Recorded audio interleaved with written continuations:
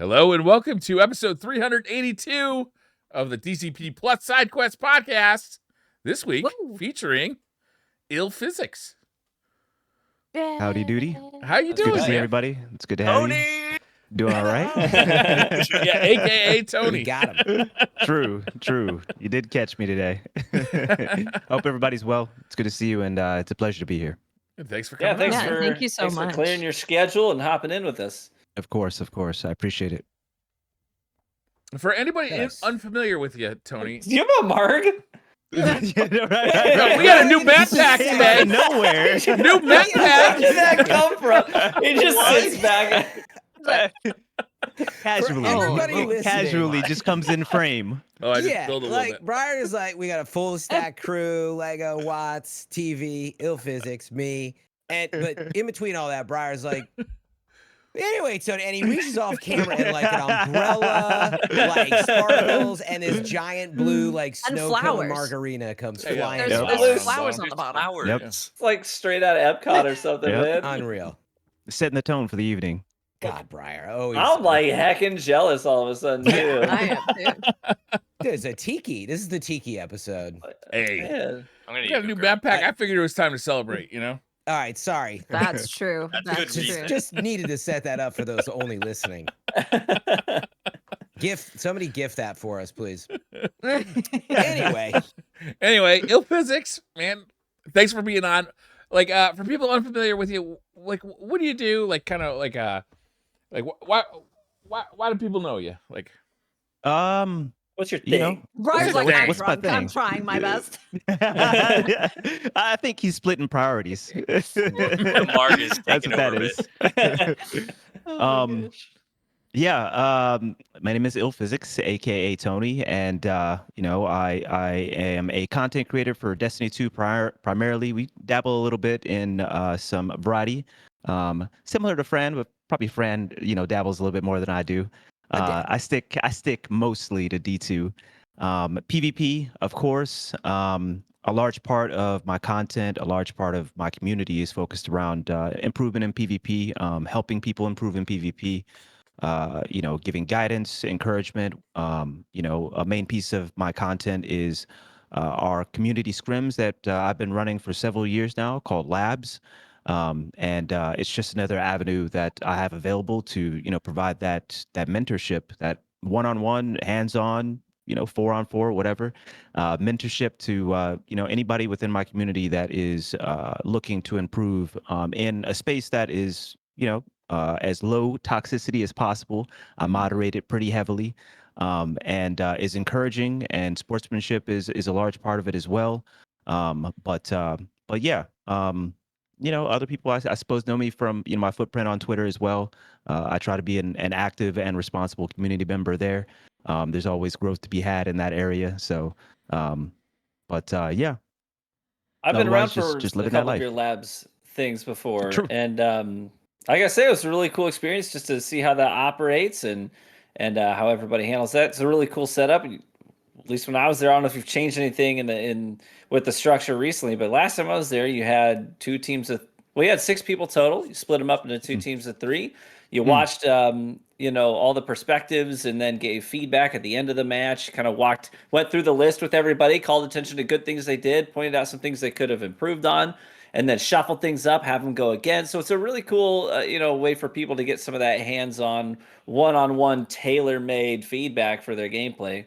I thought that was really that's so valuable. It's so many people just put in like tons of hours banging their head against the wall. Like me, I'm going to raise my hand here actually, because this is totally something I do. Is I'm putting in the reps, but I don't know how to practice. You know what I mean? Like I don't know actually how to get better. I'm just, a lot of times people will say, if you practice perfect, you'll get perfect. But if you practice poorly, you're just going to stay poor. Right. Like, and I feel like that's what I do when I play. It's like, I continue to make the same mistakes over and over again. So to have somebody who has the knowledge and the skills that can actually tell me what I'm doing wrong and how to improve, that would be really valuable, Yeah.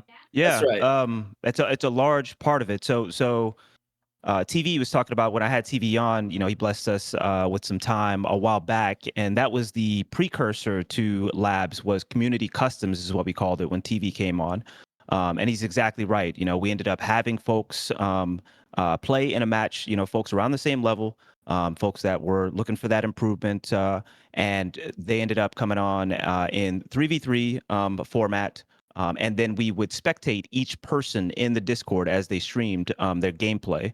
And then, just like TV said, I would go first or TV would go first.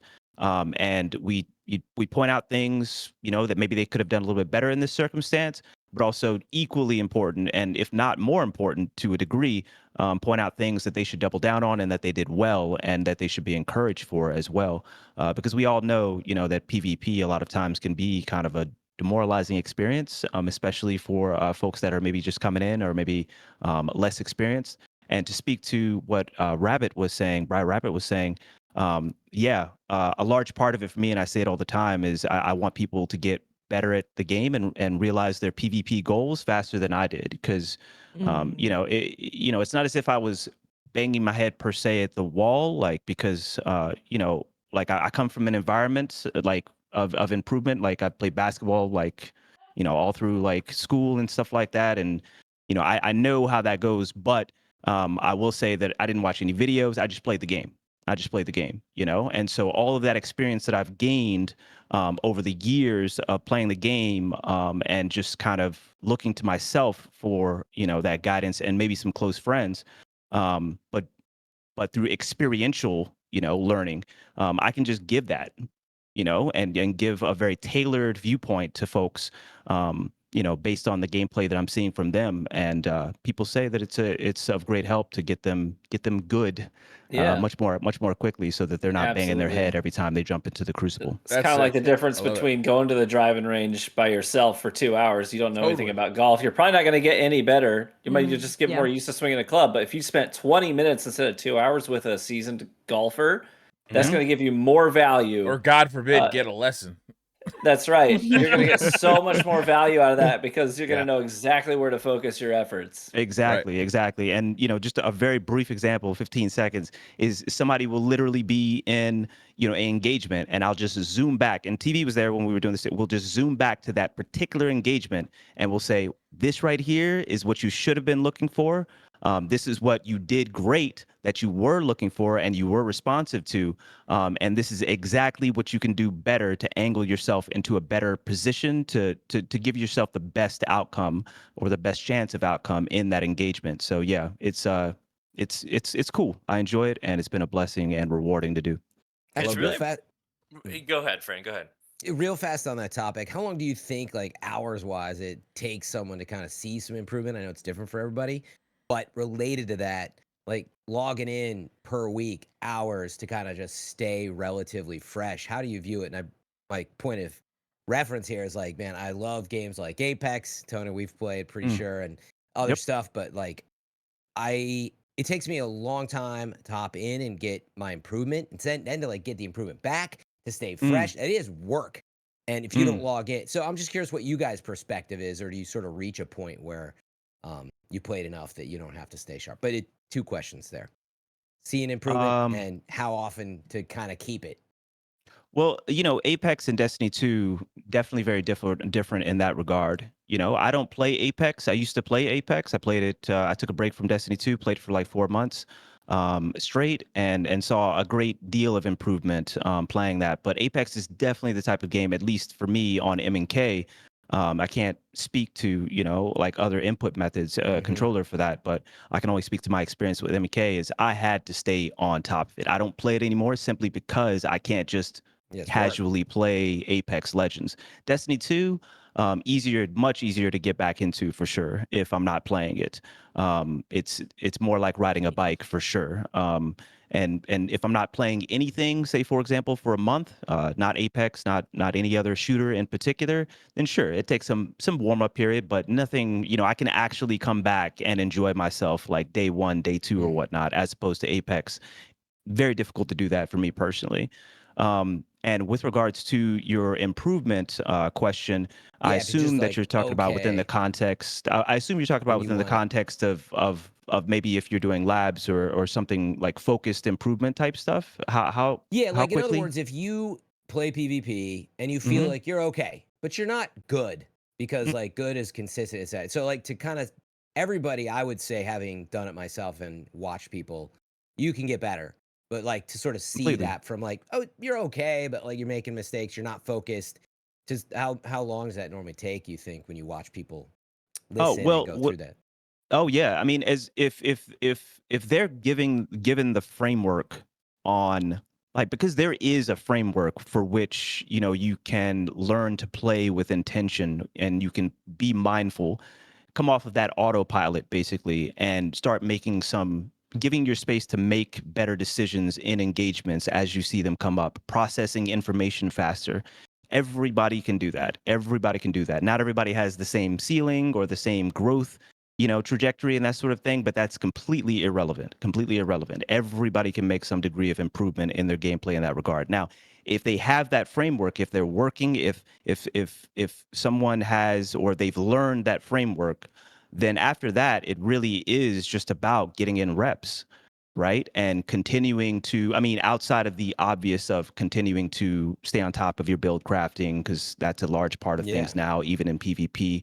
But if we're just talking about the actual gameplay experience, it's really just getting in reps and ensuring that you're continuing to be mindful of that framework of intention, that framework of improvement that continues to guide, you know, you approaching your PvP goals.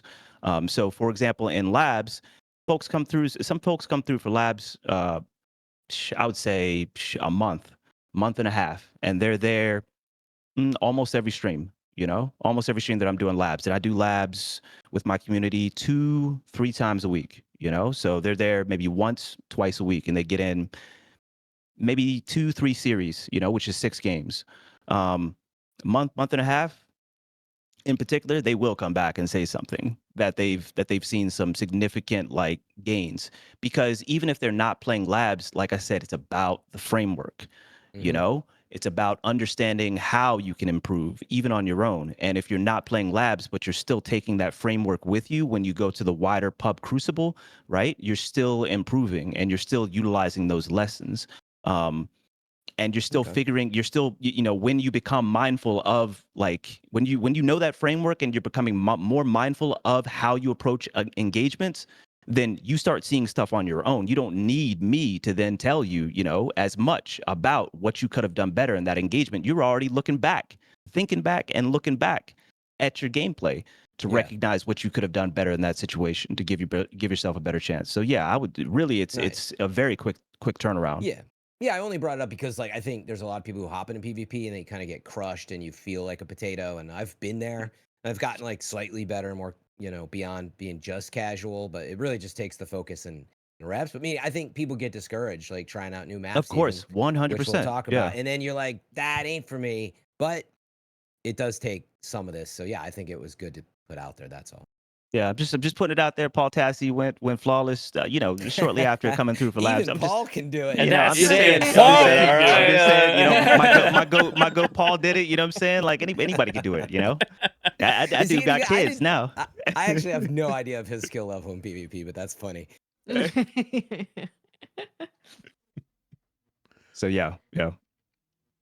All I was going to add to it was that I feel like it's so necessary to have a place like Labs now. Like, it's so needed because there is nothing else out there like that. Like YouTube and TV, you could talk about this, I'm sure, but like YouTube, like PvP improvement is a very hard subject to talk about now because the interest is so low for that way of viewing it. But when you have people involved in it and it's like a process like that, I can't tell you how many times I've seen on Twitter somebody talking about labs and being like, yo, this is where I was at before, this is where I am now, and nothing but great things. So just to add on to that, if you're looking for a place to improve, like, go check out illPhysics' Twitter, go check out labs. It's like nothing but great things, and there's no other resource out there that's really doing anything like that right now.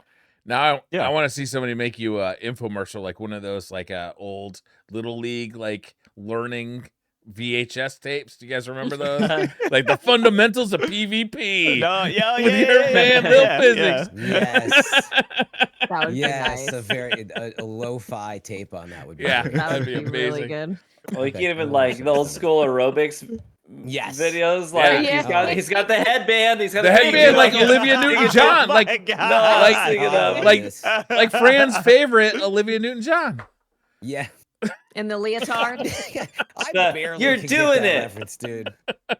That is, I think I only know that because like my mom had something from Olivia Newton-John. Wow. Well, I think we need Fran in the You don't have to hide leotard your with the Fran fandom here. tights. Yeah, you could be the spokesperson. Yeah, right there. Got it done.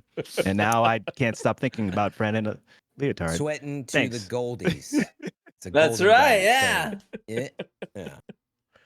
But so much about labs is you've got the TVs out there, of course, you've got the Ascended Nomads, and that space is a great space for folks to glean improvement from.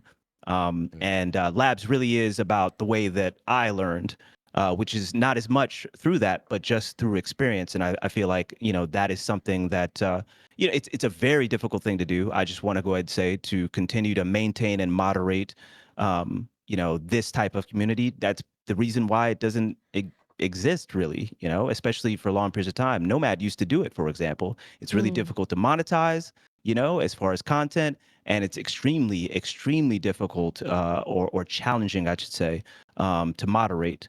And so, sure, I'm always blessed when folks give it great reviews, but it's certainly, sometimes not all flowers and peachy king. Sometimes I'm on stream like, I literally yesterday was just like, oh, look at you. You are a hard cheater. You just hit 31 out of 31 sniper shots. Get out. Wow. Banned from all my spaces. Banned from all my spaces. Hot goss we're looking for. I wouldn't know how to, I wouldn't know how to turn a cheat on if I tried. I catch that. So like that's like the worst of it, So that's the type of stuff I would catch within like literally 2-3 games, like easy. But you gotta moderate, poor attitudes, poor behavior. It's not even like bannable stuff. People just get frustrated too. Like somebody was like, so it's a people thing with you, and he was cheating. Yep. That's weird. They showed up to be a jerk. No, people. Why do people cheat in the first place? It's a lot. We old school. We old school out here. I don't understand it either. It's a real therapy kind of issue if you're out there cheating. I'm sorry. I mean, it is like we all got our issues. I'm inclined to agree. Don't cheat. I mean, you've got if you're cheating for real. You've thought about cheating. You've tried cheating.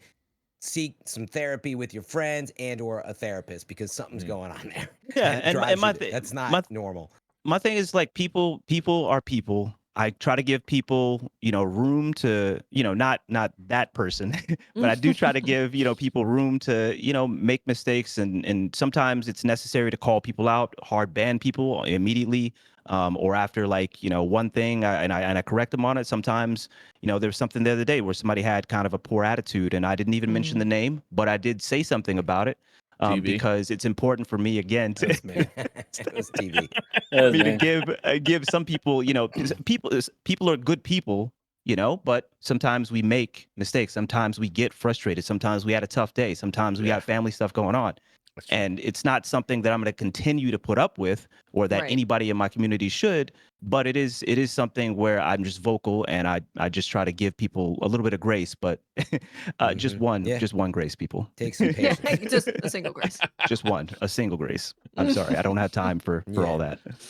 TV, what were you going to say before, by the way? I have no idea. No, it's probably nothing of importance.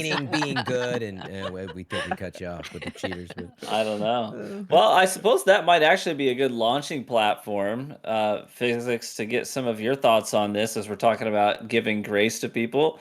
How do you feel about the timeline between this map pack and the last time we actually got a pack of maps, which correct me if I'm wrong, 25 years ago. The last time we got a pack of new maps, not reprised Destiny 1 maps, was Forsaken, was it not?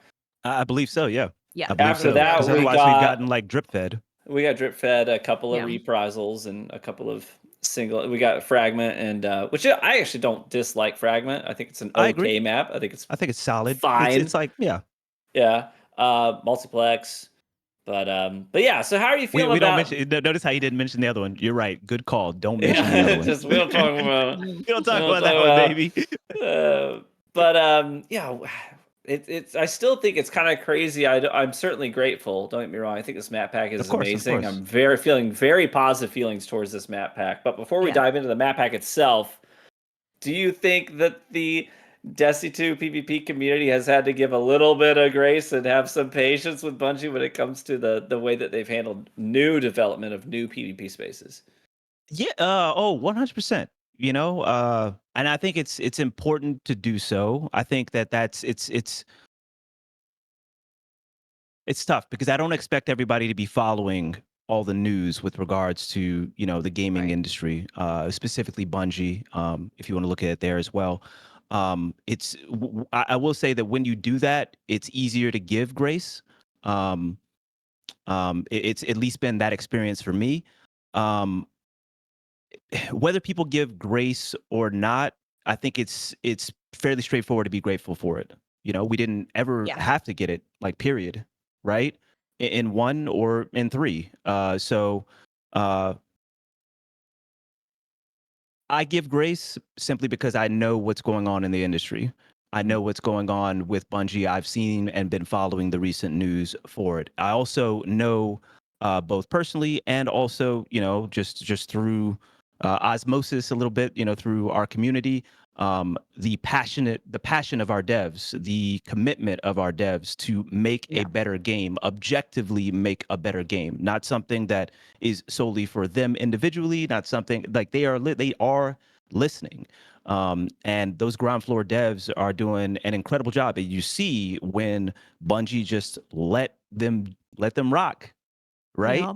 This is the result. And we're getting final shape and we're getting so much great content, and just it's the little things, in the smallest of time frames, turnaround time frames that we're getting that are like greatly impactful on our experience, especially with individual activity. Onslaught, for example, and no just doubt. the turnaround time with some of the changes. The same thing with, us PvP people, hands up.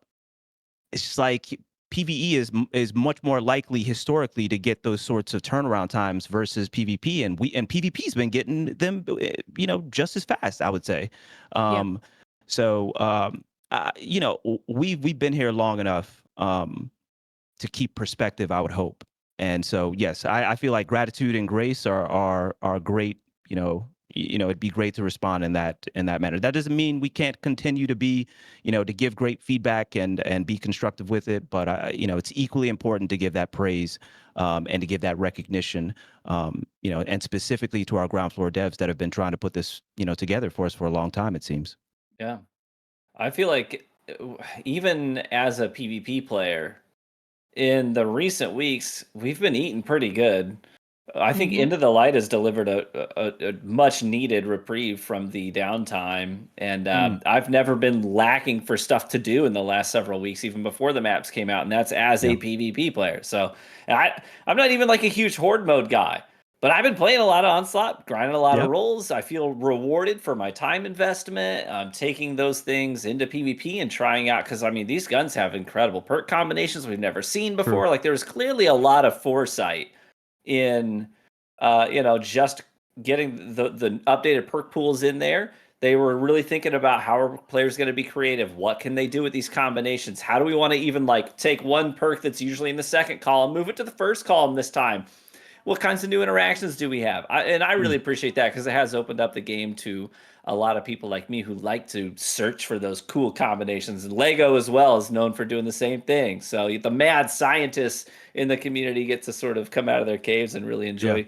the content lately. So I was already feeling like pretty good before the maps even dropped. So I feel like now that we even have the maps, I'm like, man, this is like the magic that I used to really feel with Destiny. It's coming back a little bit. I agree. Yeah, where you're like, I am looking forward to logging in. It's not I need to log in because I feel obligated to do these things and stay up to speed with these things. It's more like I have that anticipation. I'm looking forward to it.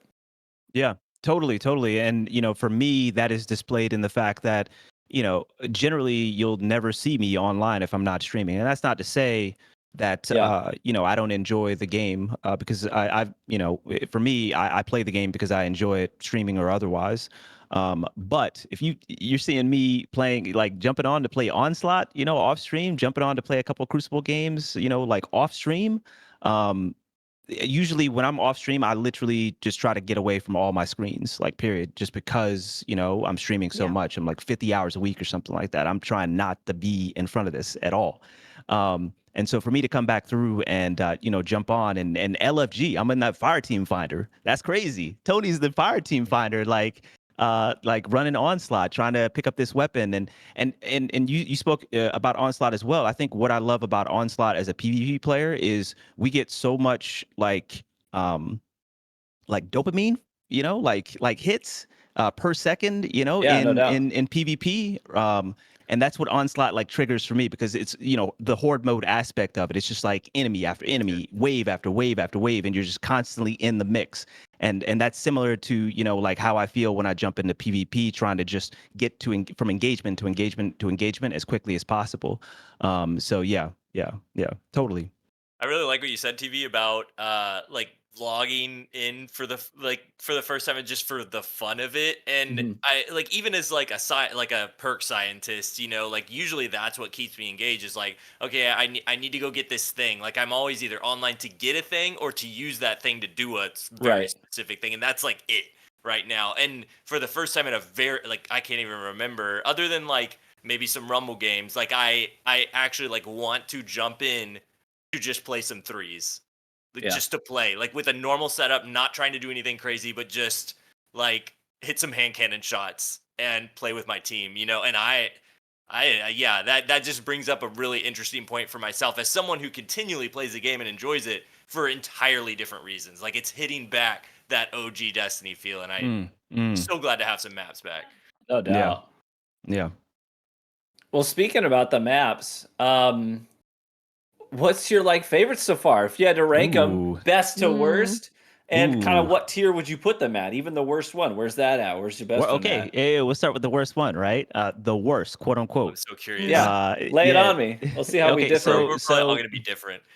So this is week 1, less than 1 week, right? So, grain of salt, initial impressions, likely to change within the next month, I would say. Not change too much, because I've thought about it quite a bit, but likely to change a little bit. Dissonance is probably on the lowest for me.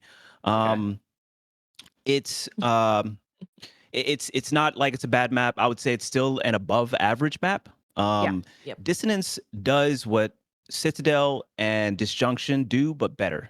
It's an evolution of that. You still have some kind of deep spawns, but fighting in those spawns doesn't feel like a team can hold that spawn, number one, but it also doesn't, it's an open space. It's a spawn, but it doesn't feel like a spawn. It's a spawn that it moves you out of it. It's by design. It wants you to leave. Yeah. It does want you to leave. It gives you enough space to work around it as well. If a fight ends up happening back there, it feels like it's the map. It doesn't feel like it's some narrow corridor where you're trapped, or where you or where you can just set up either. There's still angles, and that leads me to the larger part of the map as well. I feel like the sight lines, you could just get popped from so many different angles on that map. You really have to pick your spots, and so that's not a bad thing. I feel like it's the map that requires the highest level of game sense out of the 3. Simply because you can't break line of sight as easily on that map as you can on the others.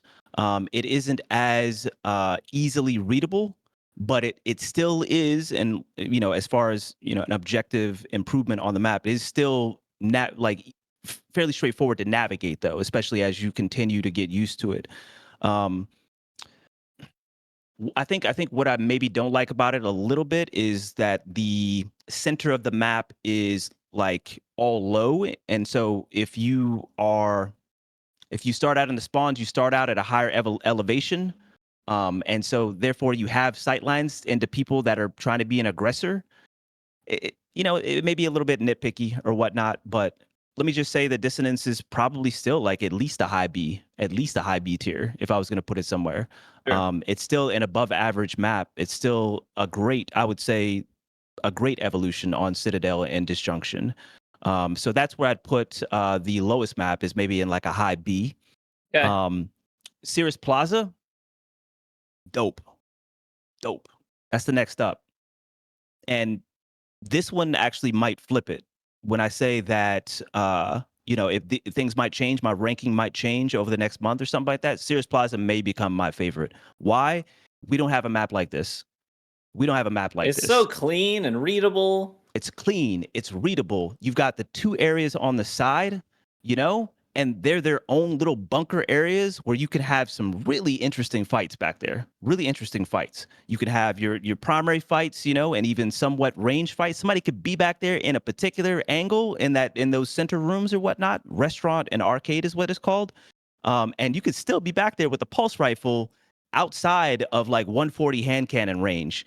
And if you have that sight line, you can still put in work back there. That's not to say this is a pulse rifle map. It's not. But I'm just simply saying it's super interesting, and we don't really have something like that. It's going to be interesting in trials. I hope this is the first trials map, because the things that you can do with regards to just breaking line of sight and juking people, going through the vents, going by, like down by, Chandelier at B-Dom, the rotation that you can make, it's gonna make it a tough map, but it's gonna be a fun map and an interesting map. And what I call interesting is that you have a large variety of the types of engagements that you're gonna get into. You're not gonna see the same type of engagement as often as you might see on the next map that I'll discuss, which is Eventide.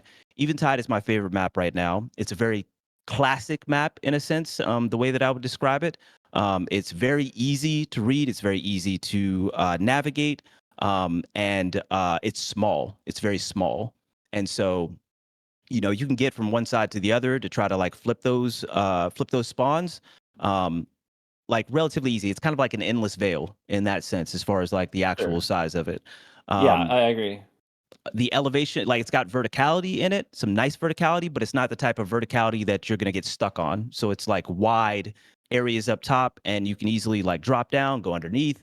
You're not going to get stuck. It's got clean features to the point where you're not like getting stubbed on a pebble or whatever else, which is a large part for me as well. We can all like relate to that. The fact that you're trying to make something happen in trials, you're trying to make something happen, you slide the corner and you roll over a pebble and you get slide locked, or you just like get bumped up just a little bit or whatnot. And you get that like moment of in-air accuracy penalty in the middle of your duel, and it just throws the whole thing off. Oh, I hate that, it's incredibly frustrating. So I think that actually even on Dissonance, they've avoided that for the most part. You see a lot of like little textures on Dissonance that maybe you don't see as much on the other maps. In particular, Cirrus Plaza is super clean. But even then, I didn't find myself really running into that much. And we've been playing it quite a bit, both I'm glad. I just wanted to do it in general, but it was kind of serendipitous that we had this tonight instead of like next week, because I made sure that not only did I play like several hours of it in pubs, the new something playlist, what is it called again? Yeah, it's New Territory is what it's called. New Territory. That's right. That makes sense. That's a good name. That's right. The New Territory playlist. But also we played like high level scrims, and also mostly just like mixed labs, mixed level community scrims yesterday, just to like really drill those maps. That's all I've been on for the last like 2 days. And I've felt it like, yeah, it feels really good. So I'd put Cirrus Plaza definitely like an A tier, and maybe, man, like it may come up into like the low S, honestly. And Eventide, I'd probably put them on even footing, honestly, because I just find Cirrus Plaza like so interesting, and I think that a lot of people will find it the same once they get in there for trials, in particular. After like once or twice, it'll be kind of a favorite. Trials will be interesting for sure. Yeah. Well, so actually just before we went live, the Destiny the Game Twitter account did tweet out that Eventide Labs will be the first trials map in the rotation. So not tomorrow, but a week from tomorrow, we get trials back with Eventide Labs. So. I thought it was going to be serious. I did too. I would have bet. I would have put money on it. It's got to be this. It looks so clean and different, and they're saving it. Yeah, it honestly, if I was gonna do that, it's either Cirrus Plaza like first or Cirrus Plaza last. So I hope that they do Dissonance second and then Cirrus Plaza last to kind of like finish it off, because I think that's gonna end up being like a fan favorite for trials. Honestly, no doubt. It's super interesting. We literally do not have a map like this in Destiny 2 for PvP. So Get in there and practice, everybody. It's fun. It takes, now don't get me wrong, people, it takes a little bit to ease into it, because it does feel kind of claustrophobic when you start playing that map. But once you get in there and you're able to like process the layout a little bit more and that sort of thing, feel free to look at, of course, the call outs and just the map layout in general. But you'll get used to it, trust me, and you'll find the spaces that you best operate in. But there's a lot of ways to move around that map, and it's fun. It's definitely fun. Watch out for floaty warlocks, by the way. Watch out for floaty warlocks. Just for clarity, your ranking is still good, B+ or whatever. Dissonance, then Cirrus, then Eventide's your favorite. Is that right? Yep. Nice. I want to know TVs and the rest. All right. Yeah, I'll go. So for me, if I'm going last place, and I want to, as a disclaimer, just say I like all these maps. There's not any of them that I dislike. And I feel very grateful to have each and every one of them added into the rotation, because I think they're going to play well. I would say for me, last place is probably Eventide. I do. I flipped it. I do actually like the map. I like the space. I like the aesthetic, especially the outside area. Looking up at the catch that's up there, and the Aramis's catch and the paint. I actually think the paint scheme on it's really vibrant. It pops. It's just a cool skybox. I know a lot of people don't even pay attention to stuff like that. I do. No, I caught it. Yep. I like it. But in terms of like engagement spaces, my favorite part of the map is the far inside lane, where you actually have these like different rooms at different elevations. You have the sort of snow room where the snow is actually like up above your knees and you leave tracks in it, and then looping all the way around to I think the opposite spawn that has, it's like they're very square rooms that sort of like generators in them that you can play around. I find that space to be really fun and dynamic to work through. But I do feel it is very hand cannon oriented, because of how many spaces you can move in and out of. It's very peak shot heavy, and then also in the very middle of the map is kind of humped, right? It's a little bit of a I don't know if that's the right word for it, but it's kind of like a dome shaped lane. And so there's lots of like kind of head glitchy, depending on how far back on that hump you are. So I feel like that's a bad thing though. No, but I do think that it limits maybe what you should bring to the table in that space. Okay. While I think the other maps have room for just about everything else. And I've been living in that playlist, and I have played teams that they try to send people. I ain't seen you in there. I don't believe that. Hey man, I was in the PC playlist for like 6 hours straight on the day they launched. How do I stay missing this guy? I swear. Yeah, keep going. Run into each other. But no doubt. I have played teams that try to play pulses on the outside. They go out to where the servitor is, and they try to just control the map from out there. But the game modes themselves don't really encourage you to do that, because, I mean, you're playing things like King of the Hill, Skirmish. So if you get picked out there, then you're going to get split spawned, and the smart team is then going to go bully the guy that spawns by himself. So it doesn't really work out. You know what I mean? Yeah. Yeah, so, it's tougher, and that's actually, and sorry to interrupt, but that's actually what a couple of my community members, especially folks that are a little bit more casual at the game, were saying. It's super small, so it's tough to actually, like, if you face a team that's trying to split spawn you, that's trying to actually push your spawn, they can get there pretty fast. That's right. So yeah, continue. I'm sorry to interrupt. So anyways, I think it is a really good map. But I also think that playing well on that, I think the skill difference between teams is going to get exacerbated on that map specifically. So if there is a difference in skill levels between the two teams, I think it's going to be harder for the worst team to make up for that on that map specifically, just because of the way it plays. My second place is Dissonance, which on launch day, within the first hour or so, it was in last place for me. The more I played it, the more that I, experienced the map, learned the lanes, learned the power positions, learned the sight lines. And I've actually done a series this week on YouTube where I break down each map. Hey, here are the key sight lines. Here's why this spawn is better and this spawn is worse. Here's what this spawn has to offer. For example, the C spawn on Dissonance has, if you go to the right side of the C spawn, that long lane looking down to where heavy spawns on Orbital, that circular platform, you have clear line of sight all the way to it from the spawn, the right side of the spawn.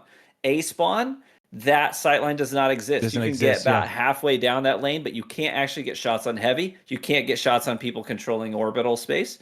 And then also, if you flip, you're down in the middle of the map and you've got the two opposite sides. You've got the side that has the traveler, side that has the tree. The side that has the tree is called bloom, and there's all these flowers all over it. It has the bee capture point. It has a little like a ledge that goes sort of underneath the map around the flank of it. There's so many different spaces to work with and a lot of cover there. Plus, that location has direct line of sights into the square rooms.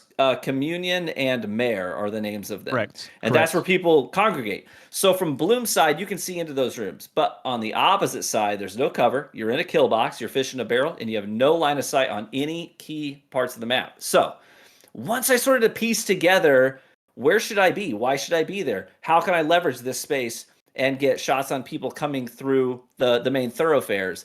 That map just came alive for me. And now I love it. It jumped up from last place to second place just barely. And Sears Plaza takes my first place, mainly because it just feels so arena shooter nostalgic, but also reimagined into a Destiny space that makes sense.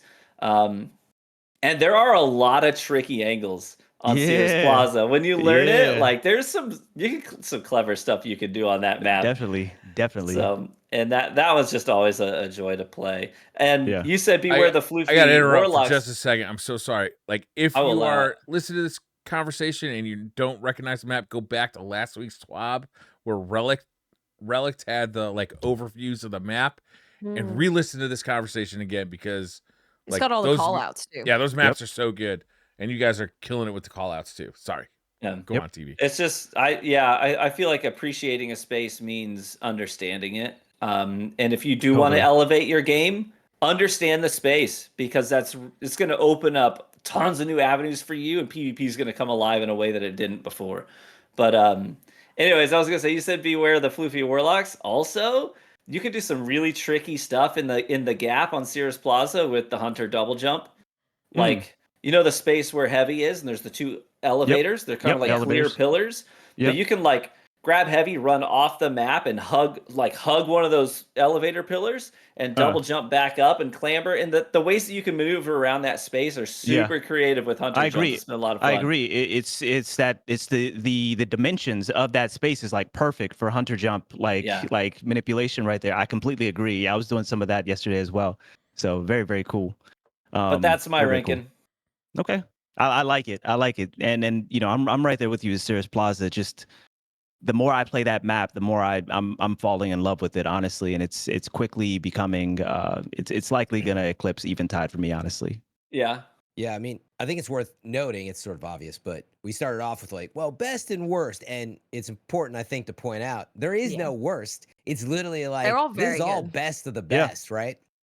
This is a very nice place to be. It's I totally agree. That's great. I mean, that's what I'm hearing. I don't know how. No.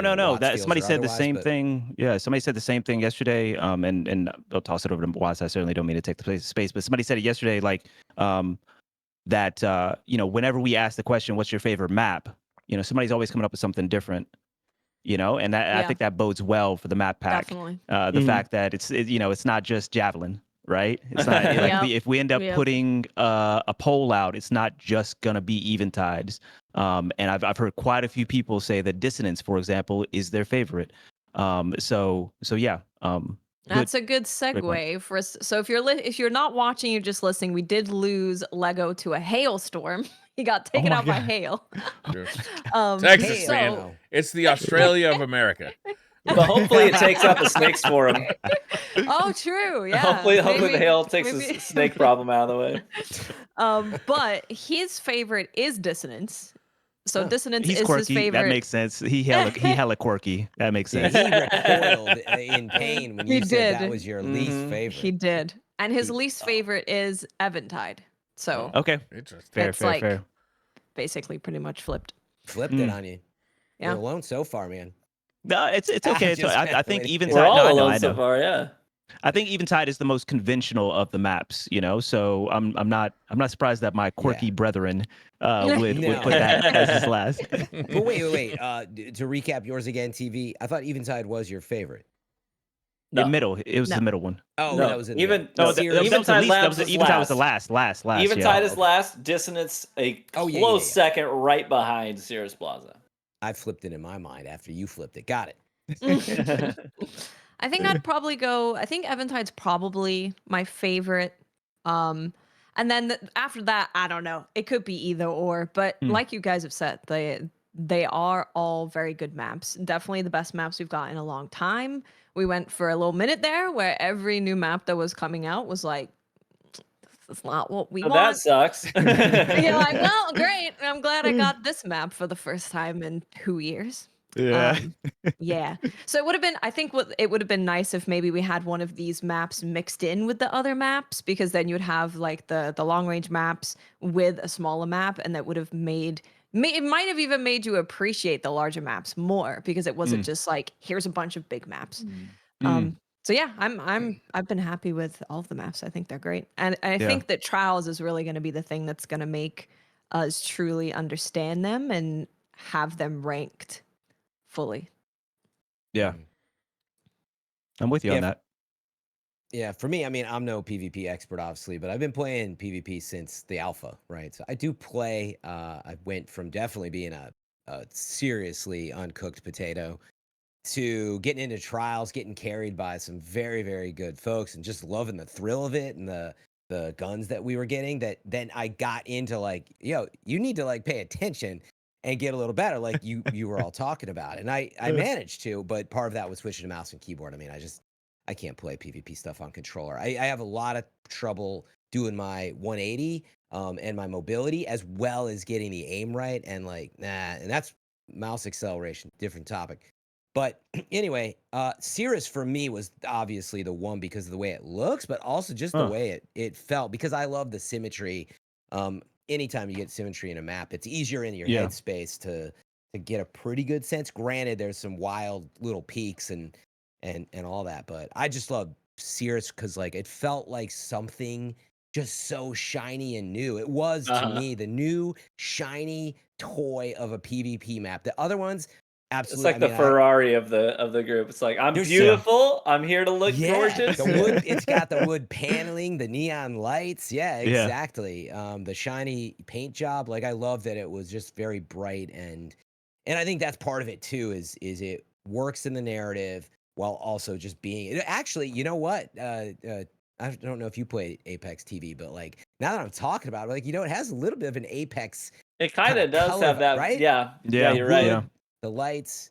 Anyway, so just love the feel of it, and I liked, like, it was interesting to like hop in and just immediately be like, I don't know this map. I thought I was gonna get stomped, but actually, it just like it clicked kind of quickly. You could see a lot of what was going on, and so anyway, Cirrus to me, but this is not for like a super highly competitive PvP player, obviously, but it was a feeling. So to me, it was like number one. I couldn't really rank beyond that, but actually I thought I was not going to like Dissonance because it did remind me of I think it was Disjunction. Yeah. Anything with like the organic curves and it's dark, it's a cave, and I'm like, nah, not for me usually.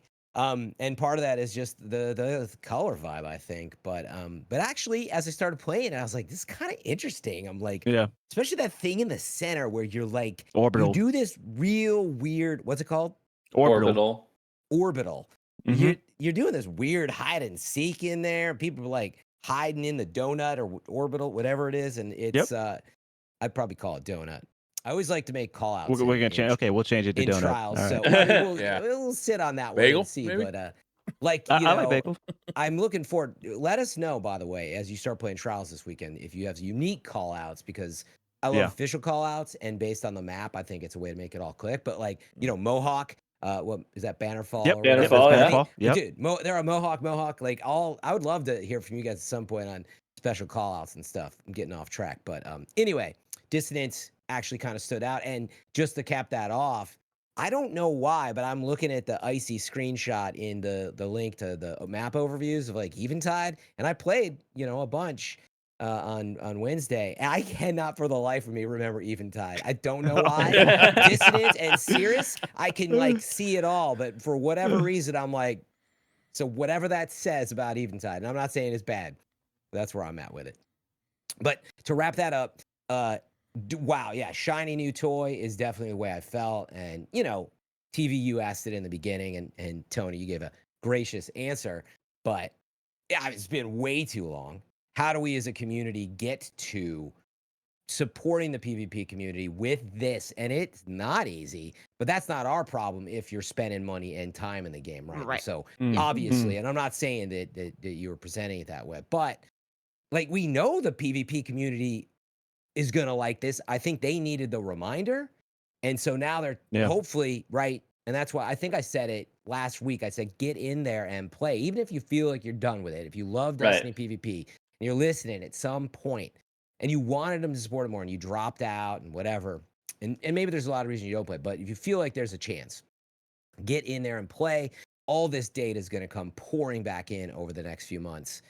And it's probably going to decide the future of what does this mean? You know, I think they already have plans, but as you're budgeting for New Year's and all that, I mean, it's gonna be important. So yeah, I did my part so far and got in there for one day. But I would also wrap that up by saying that I like the maps a ton. It felt, like maybe Lego said, it was just so refreshing to just feel like, feels like PvP is kind of back again in a way.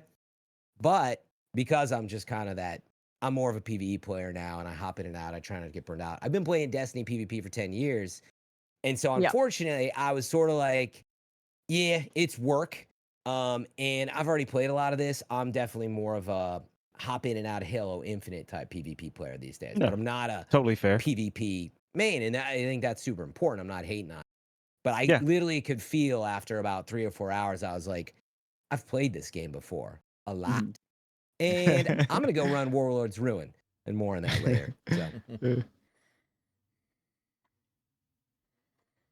That was it. Watts, did you talk about your favorite yet? I did. Yeah. I mean, okay. I honestly, I played for a while. I didn't play for super long because I don't want to be a negative Nancy when everyone's super happy, but Destiny doesn't spark joy for me anymore. And it's not really Bungie's fault. That Bungie's been killing it recently. I think Onslaught is really good. That's definitely the most that I've played in probably like 3 or 4 months. I think the maps are really good. They've got the raid gauntlet, which is great. Currently, you can get pretty much everything for free until the final shape comes out. And then they're also adding, you can now do Beyond Light and Shadowkeep for free forever. Yep. So yeah, Bungie's been doing really well recently. So I don't think there's necessarily anything Bungie can do. It's just been playing the game for 10 years and there's like 20 amazing games coming out a day. No doubt. So, that is no true. doubt. Yeah, it doesn't mean that it's a bad game, right? Watts? It just doesn't appeal no, to I don't you think right it's. now. Yeah, I think it's Confirmed. probably just. Watts says bad game. They've been doing really good. Quote it. Yeah, they've been doing good stuff. It's funny. I had that question for you. So we know the answer now, but I had one more quick one on this topic because I don't know if Briar, you're moving on for that or anybody else had stuff. But what do you guys think, especially to TV and physics who are so in, what's the map rollout frequency plan beyond new territory, right? Because I'm like, thank God they got that mode set up. What do they do after you're starting to burn these maps out? You're mainlining the new toy. Are we in trouble if we don't do so? You know, how do you keep it fresh? Like, what's the plan? I think they haven't given us. Go ahead, TV. But what do you guys need? What do you? Yeah, my to preference would be at least 2 to 3 brand new maps a year. Would I think keep people appeased? Oh wait! Before we get to that one, that wasn't. I should be more clear. I was saying, how do you integrate these with all the old maps in just control and whatever? And how? In other words, when are you going to get tired of just playing these 3 maps?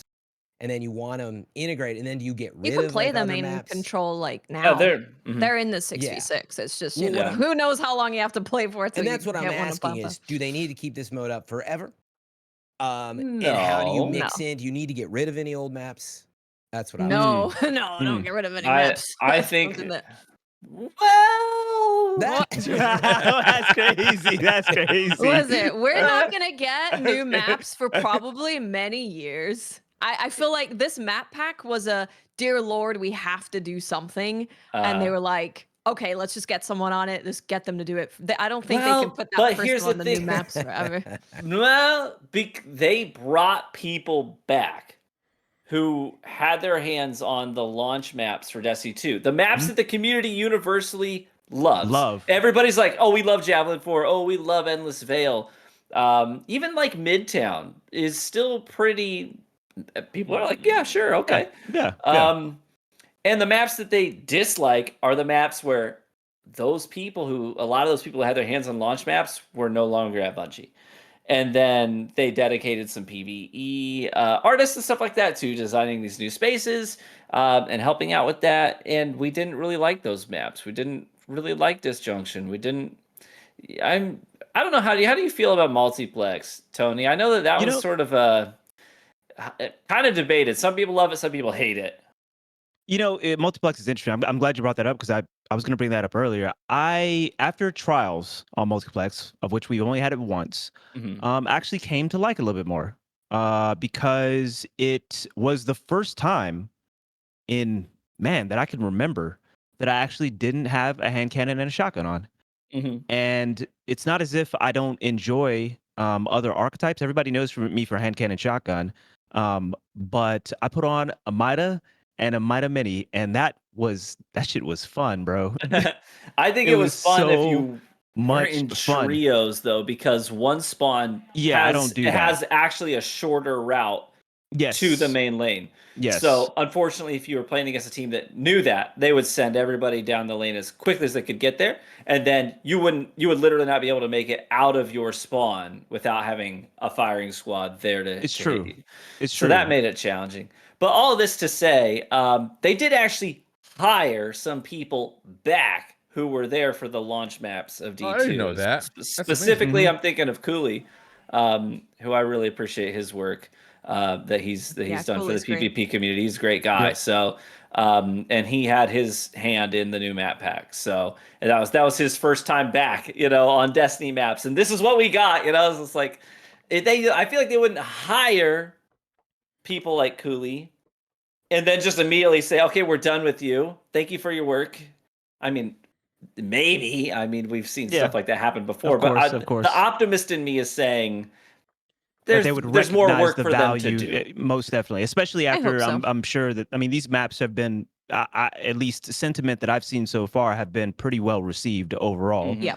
Definitely. So one thing I'll mention as well is, do you remember the it was either the like artist sketches for Javelin, the early sketches, or maybe it was like an early beta for Javelin or something like that. But there was actually supposed to be kind of like a pit in Javelin that I can't remember whether you could actually drop down into the middle. The rocket was actually supposed to come out. The rocket had almost the exhaust area underneath, or exactly. The vents, ventilation. Yeah, and I think you were able to navigate that in the initial or an earlier version of that map. And I think about that often, especially seeing Cirrus Plaza, because if there's one of the maps that reminds me of Javelin the most, it's Cirrus Plaza. And the fact that you can't jump down there, and I did, and I died on Cirrus Plaza. So I will confirm. Yeah, what's down here? But yeah, I thought that was cool to see, and it just called back that earlier version of Javelin. So, but I do agree.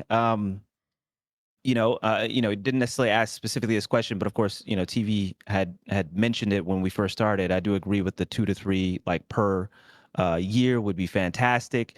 I think in order to keep some freshness or to at least mitigate the fatigue, continuing to double down on isolating certain maps to certain modes, and then after it has a certain cycle like that, then switch it up and have that map then in a different mode, right? So if it's controlled or something like that, well, okay. I'm just putting this out here because it's the first map that comes to mind. Obviously, Javelin works for pretty much everything, but okay, you don't see Javelin in control anymore, and that's for 3-6 months or something like that. But now, the next 6 months, 3-6 months or something like that, Javelin comes into control and something else jumps into Clash or something like that. And I feel like little things like that. We don't necessarily have to take any maps out especially with the amount of map fatigue that we have in PvP right now, just in general. Disjunction can stay for Rift. Cool. I certainly don't mind it there. It's definitely like a quintessential Rift map. I don't know if I'd play anything else there, honestly, outside of maybe like Same. Mayhem or Team Scorched or something like that, something kind of casual and silly. Um, but I feel like that'd be a good, route to take. But I don't think we can really afford at this point to like take out, maps. And I always want to respect dev time as well, honestly. But I do think that we should continue to incorporate, and if we continue to incorporate 2-3 maps a year, whatnot, then of course we could maybe retire some of the least favorites or something that maybe has been outgrown. Last thing I'll say too is Fortress, the most underrated sixes map in the game. Nobody ever mentions it, but that map has staying power since like year one. I don't think there's any map that has the degree of staying power that allows you to just play whatever weapon you want, however you want, for the most part on that map. It's a big map with great rotational symmetry. So if we're gonna continue to make big maps, Bungie, let's follow that blueprint. Make honestly. them good. Yeah, make them good too. Yeah. All right. Yeah, I mean, the only thing I'll say there is that it does seem like Destiny and Bungie is in a bit of a pickle with the they needed to just get these maps out. The PvP community's been kind of left behind in a way, right? And so they just had to do it, and it is free. It's not like it's part of the final shape, etc. Yeah. But I do have to wonder, what is the solution going forward? Like me, I'm like, oh yeah, I would happily buy a map pack, but I don't think that Right. works. Then you're Yeah, splitting we the spoke about that. Yeah. playlists up, and Mhm. but then they're not going to be able to integrate them into like expansions or episodes. I don't think. I only say that because I think they're going to have trouble proving the value like they always have of like PvP clear. So I mean, what do you guys think the solution is? If it does it even need a solution, right? Like meaning why is it taking so long? Like, is there not enough money being spent? Like not enough players? Like what does My this mean going guess, forward? Because all we're saying is, we want more maps, but that yeah. doesn't really get to the heart of the problem, does it? Well, my guess is that for a while it seemed like the focus was just on creating the content that makes the money. So you've got we didn't get any ritual armor sets, right? Like they were like, no ritual armor sets, but we have a bunch of Eververse armor sets. They were making dungeons because there's a dungeon pass that you buy. There's raids because it's part of the yearly expansion. Like the PvE paid content is what makes them money. So it kind of seemed like there was a focus of let's create the stuff that directly makes us money. And Crucible maps can make them money, but it's more of people are coming back and staying around for longer, and then they end up buying the stuff. It's not like a direct, right. We make raid, people pay for raid, make more money. That's what I'm getting at. Aren't we in the same dangerous waters? How do we? Yeah, how for do sure. they say, okay, we made some money here, Bungie and PlayStation. We want to keep doing this.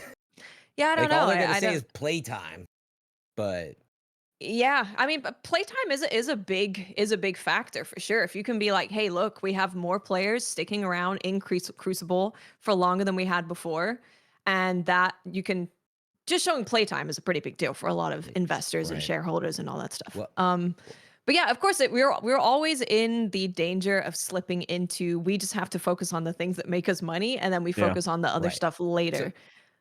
So yeah, it's, loaded. It's industry wide too. I mean, that's you always see Yeah. the top down decision making that maybe seems kind of disconnected from the gamer's experience and what the gamer's actually feeling and doing and engaging with. And I think that's probably one of the biggest factors in the news this week with Xbox and the shutting Which we down will have to talk about. Yep. shutting down studios and consolidating others and all that business. Yeah, so I mean, I had a little tinder for the fire here, which was I've brought it up before, and I know that it's complicated, and I'll proceed this by giving it away and saying this. I don't like battle passes and season passes a ton. I don't even like the way that it's done in Destiny. In other words, buying it sunsets on you, and it's got a bunch of stuff in it that. But anyway, I do think there's something there of like a track for PvP that you can buy into.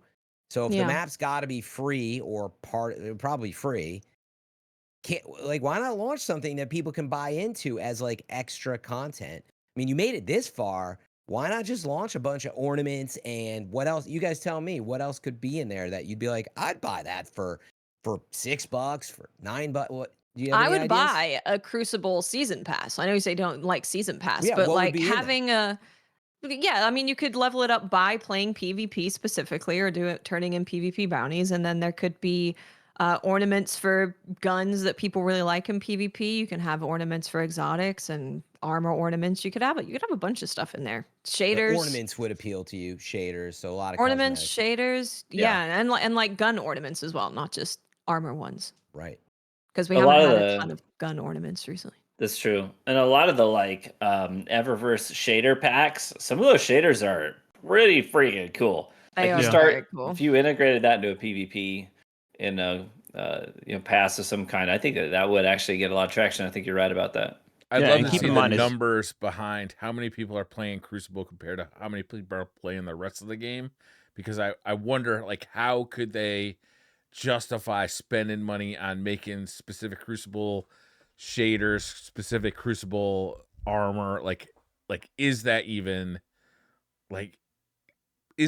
inside the realm of possibility? Isn't it usually about half? Like it's about half the player base, or a little less than half. is in Usually you're looking PvP? at around 40%. Lately we've been down as low as I've seen it down to like to 18% in Yeah, Who that's recent. plays That's PvP low. on a It was, Yeah, yeah, it was shame. about 40% before. I was looking at, the That's a distribution huge of number. players, and it was like, yeah, they're even with Bungie doing essentially, this was when Bungie was doing literally nothing new in Right. PvP. And I was like, there's still 40% of players playing Crucible when they're not doing anything. And these aren't official numbers, right? These are like tracker API Right. numbers. Well, yeah, that we it's sort of public can API, glean. yeah. Yeah. Yeah, the it's like best which ability. accounts have logged in and played X Right. activity. Yeah, type and it thing. fluctuates. It fluctuates, of course, through the season, and when people are doing a lot of the new PVE content, then PvP is not going to be as big of a priority for them. I Yeah. definitely feel like later into the season, PvP is what ends up carrying a lot of the weight of downtime, maintaining yeah. people, Definitely. maintaining Yeah. people, being here through the remainder of the season and get them prepped for continuing to play for the when the next season pops up. Something I'll also mention is Don't pay to move win. off of this PvP season pass yet, though. Oh no, I'm not. Okay. I'm not. Yeah, I was mentioning something that PvP players like value is quote unquote pay to win ornaments. Right. So yeah. we're talking about the ornament for Vigi Wing. We're talking about Chaperone, just clean sight lines. The Hawk Moon ornament, right? I think it was like Ostroraptor is what it's called. So Yeah. I wouldn't necessarily consider any of them truly pay to win. Right. But it speaks to how clean that reticle is, and how the ease Oh. of which people are able to really get into that gun, the feel of that gun. So I didn't we even really do realize it value changed the that. reticle. Would Yeah, a yeah, there's a PvP few Sometimes that it can, do. yeah. Yep. Yeah. Would Yeah, a PvP, for example, Mida definitely. Some of them are red dots, and The like some of Mida them are one is obviously very clean. Yeah. That one, 100%, yeah. 100%. Yeah. Yeah. let me ask you guys a question. Would a PvP season pass be separate and in addition to the current season pass? Yes, I would think it should I be. would think I so. think it Yeah. is. Yeah, I Yeah. would think it would have Yeah. to I be. I would think it think should be so. completely separate to prove it at this point. Mhm. So it would be an Hey. additional charge then. Yeah. And so like that's the whole point I'm trying to make, which is other than having to build this into the game, which you underestimate, maybe we don't underestimate, but anecdotally, you can underestimate like where is this season pass going to be? How do you make players understand it? Where does it go? Got to have the team build it in, bug test it. But putting that aside, why isn't it here is what I would say. And like, it's like we see players spend $20 on like a ridiculous thing. And so it just feels like if $9.99 is a magic number or whatever it is, yeah, like a couple ornaments, some emblems, like a reactive shader, whatever. And even Halo Infinite's doing some interesting stuff where they basically have, I think it's their own version of Bright Dust, but you do $5 actually just for a single shader that's exclusive for that season. And so like I think like I'm sure, I guarantee you Bungie's thought of this. We're not the first. But I'm sitting here thinking, to me, this is the solution. So I just wanted to stress. I don't like, know, That's what I France. see. like I see where you're coming from, and I kind of like it because you're showing your support for PvP. But I'm like, do I want to pay for 2 season passes for Destiny? Like, that's Well, just it may not little necessarily galling. be. It may not necessarily be for you though. You know, it definitely for me. It's definitely for TV. Yeah. You know, like all I'm saying, what I will say is like the amount of PvP like centric players that would pay for it just because a dope emblem is up there. Just even just one dope emblem is insane. You know, like insane. I think it Pay works $5 really for that, easy. well for PvP too, because you can be a PvP player in Destiny and be totally free because you can access it for free besides trials. So having something that you can buy into that is giving you stuff that you care about, like a reactive ornament for a gun would be incredible, right? That changes when you go on certain kill streaks. People go crazy for that. Yeah. So Oof. yeah, I think it would be good. I'd pay for it. Chat said like you could give a discount if you buy both. Yeah. That You could have like a sense. bundle deal. Yeah. Yeah. And keep in Because mind then as you well. also buying them 2 into season the passes PvE though season in pass. one game. That's Yeah, but you're looking at it like the wrong way Yeah. because you don't Yeah. play PvP, right, Briar? when I play Destiny, not- I play more PvP than I do PvE. Okay, but I'm not discrediting. I'm just saying, like, I don't think your desire is there because, like, you don't care that. Yeah. I mean, maybe I'm taking the words out of your mouth on that one, but like, I just, as someone who's like lower than what TV and PvP are, sorry, PvP. I like it. I like it. I like it. I just Lower than resist what monetization like physics. after the initial purchase price in video games. You so can't much. in Destiny. It is one of the most monetized video games in the video game industry. Yeah. In terms of like all the different levels and the different packs and the dungeon pass and the season pass and the expansion, and there's so much. But doubling down on season pass is just like. Well, like, I maintain keep in mind, I do see where you guys are coming from, but man. Keep in mind, Helldivers, for example, season pass, Apex season pass. They have one thing. They have one thing. Destiny has PvP and PvE. Helldivers doesn't have PvP. Yeah. Apex doesn't have PvE.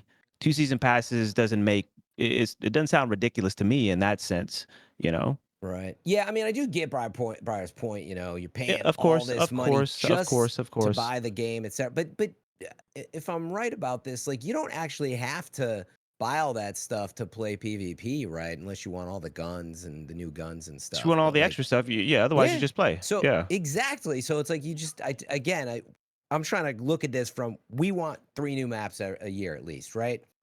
How the minimum can we just get people to be like, yeah, I'd be down for that, and I'll give you some money too. I will support that. Yeah, and I'm like, I think it does.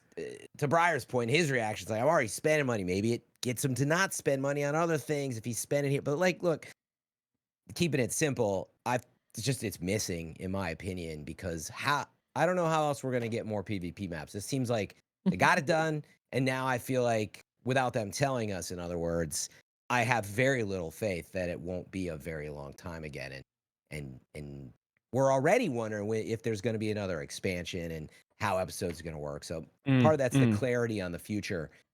Maybe they'll surprise us, you know. But and PvP players have proven they're not going anywhere.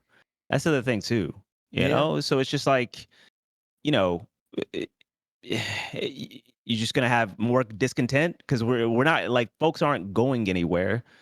So like I'd rather just pay. Let's just have us pay for something. That's fine. We're not going anywhere. You know, like so I want some content. You know, and I want to feel good about the game, and I want to be glad that I'm playing it, and I want to have a good mental about playing it. And you know, so many folks struggle with that because we do love the highs of PvP when the highs are hitting. Yeah. And one of the ways that you can keep people playing, obviously, is if you have that PvP pass, it's going to give you more things to acquire along the way. You might, on a day you might have otherwise chosen not to log in, you'll be like, you know what? But I think I'm like maybe 3 or 4 matches away from getting that new ornament on the season pass. But I'll go ahead and log in. You know what I mean? So right now, PvP players have so few things to play for other than their own personal enjoyment. Yeah. You know? So you start giving some more carrots along the journey. I can only see it helping. Yeah. And it's a loop too. You get people to play, they end up buying the season pass or whatnot. That gives resources to the devs, new content, and then you hook them on the new content because they're playing for the season pass. It's a loop. Yeah. You guys make a lot of sense. I could see a major backlash though. Like, are you kidding me? 2 season passes. Right. More Gone backlash too than far. What? Flown too close to the Briar, TV's gonna say what I'm thinking. what if it's 1 season pass, and once you get to like 10 or 20 on the 100 track, Yeah. it diverges, and you can choose. I love that. Love that idea. I'm gonna go down the PvP path, and you can't double back to the PvE path until you complete the interesting. PvP one. I love You that know what idea. I mean? What if you do something like that, and then it gives the player, they're like, I'm gonna buy a season pass for the game, 1 season pass, but I'm just gonna, once I get to that breaking point where I have to make a choice, I'm gonna choose the PvP path. Yeah. I mean, what if Yeah. what if Or you did it's like an that? upgrade thing or whatever. That's provocative, and I love it. I thought you were gonna say this, which is like, okay, you don't like it, Briar, but what is your sort of take and solution on? It's not that I don't how like to get it. 3 maps a year. I just see so much pushback from like, are you kidding me? You're gonna charge me more money? I think it's good. Like I mean, Briar, you've been very like outspoken about not liking microtransactions at Eververse. And it's funny because I'm right there with you. But I'm out here like, give me a season pass so I can support 3 PvP maps every whatever. So I'm not even saying I don't like the idea. Like, I kind of do like the idea. I'm just like, I don't know. I'm so confused now. Do you like it? It's blue drink. It's blue drink talk. Look, I'm a couple margaritas deep here.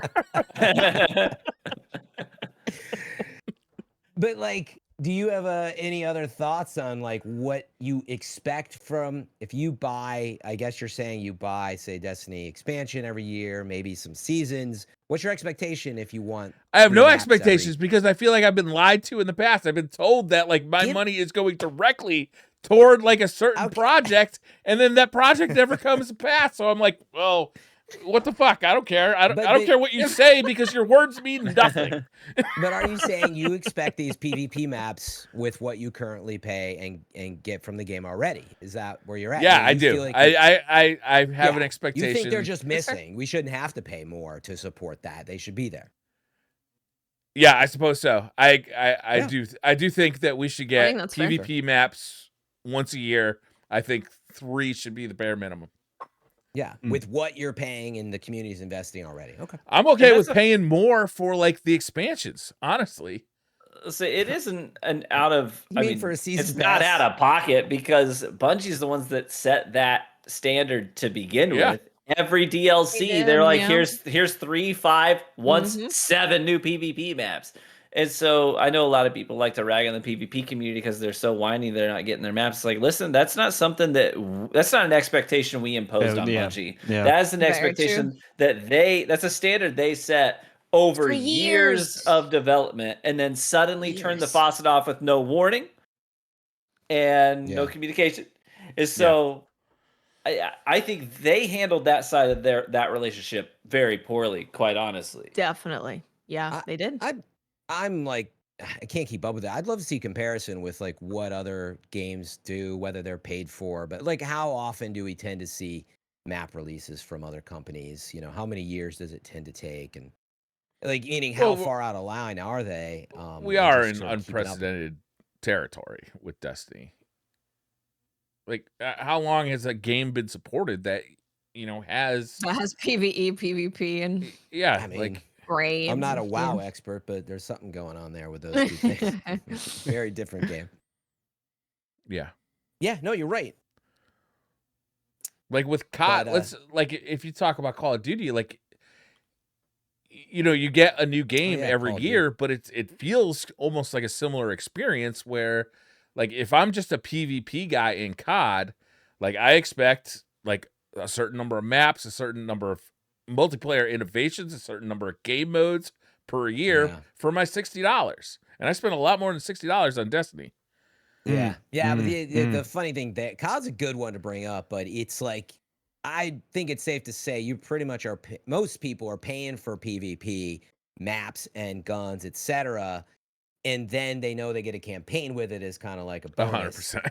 Most people. Yeah. Where it's Except the for those opposite with those Destiny. zombie crazies. Yeah, and like sometimes you get a zombies mode. Yeah. And then now battle royale's free. Yeah, it's hard to find a direct MMO-esque comparison. But anyway, it needs to be done, and I think we can all agree.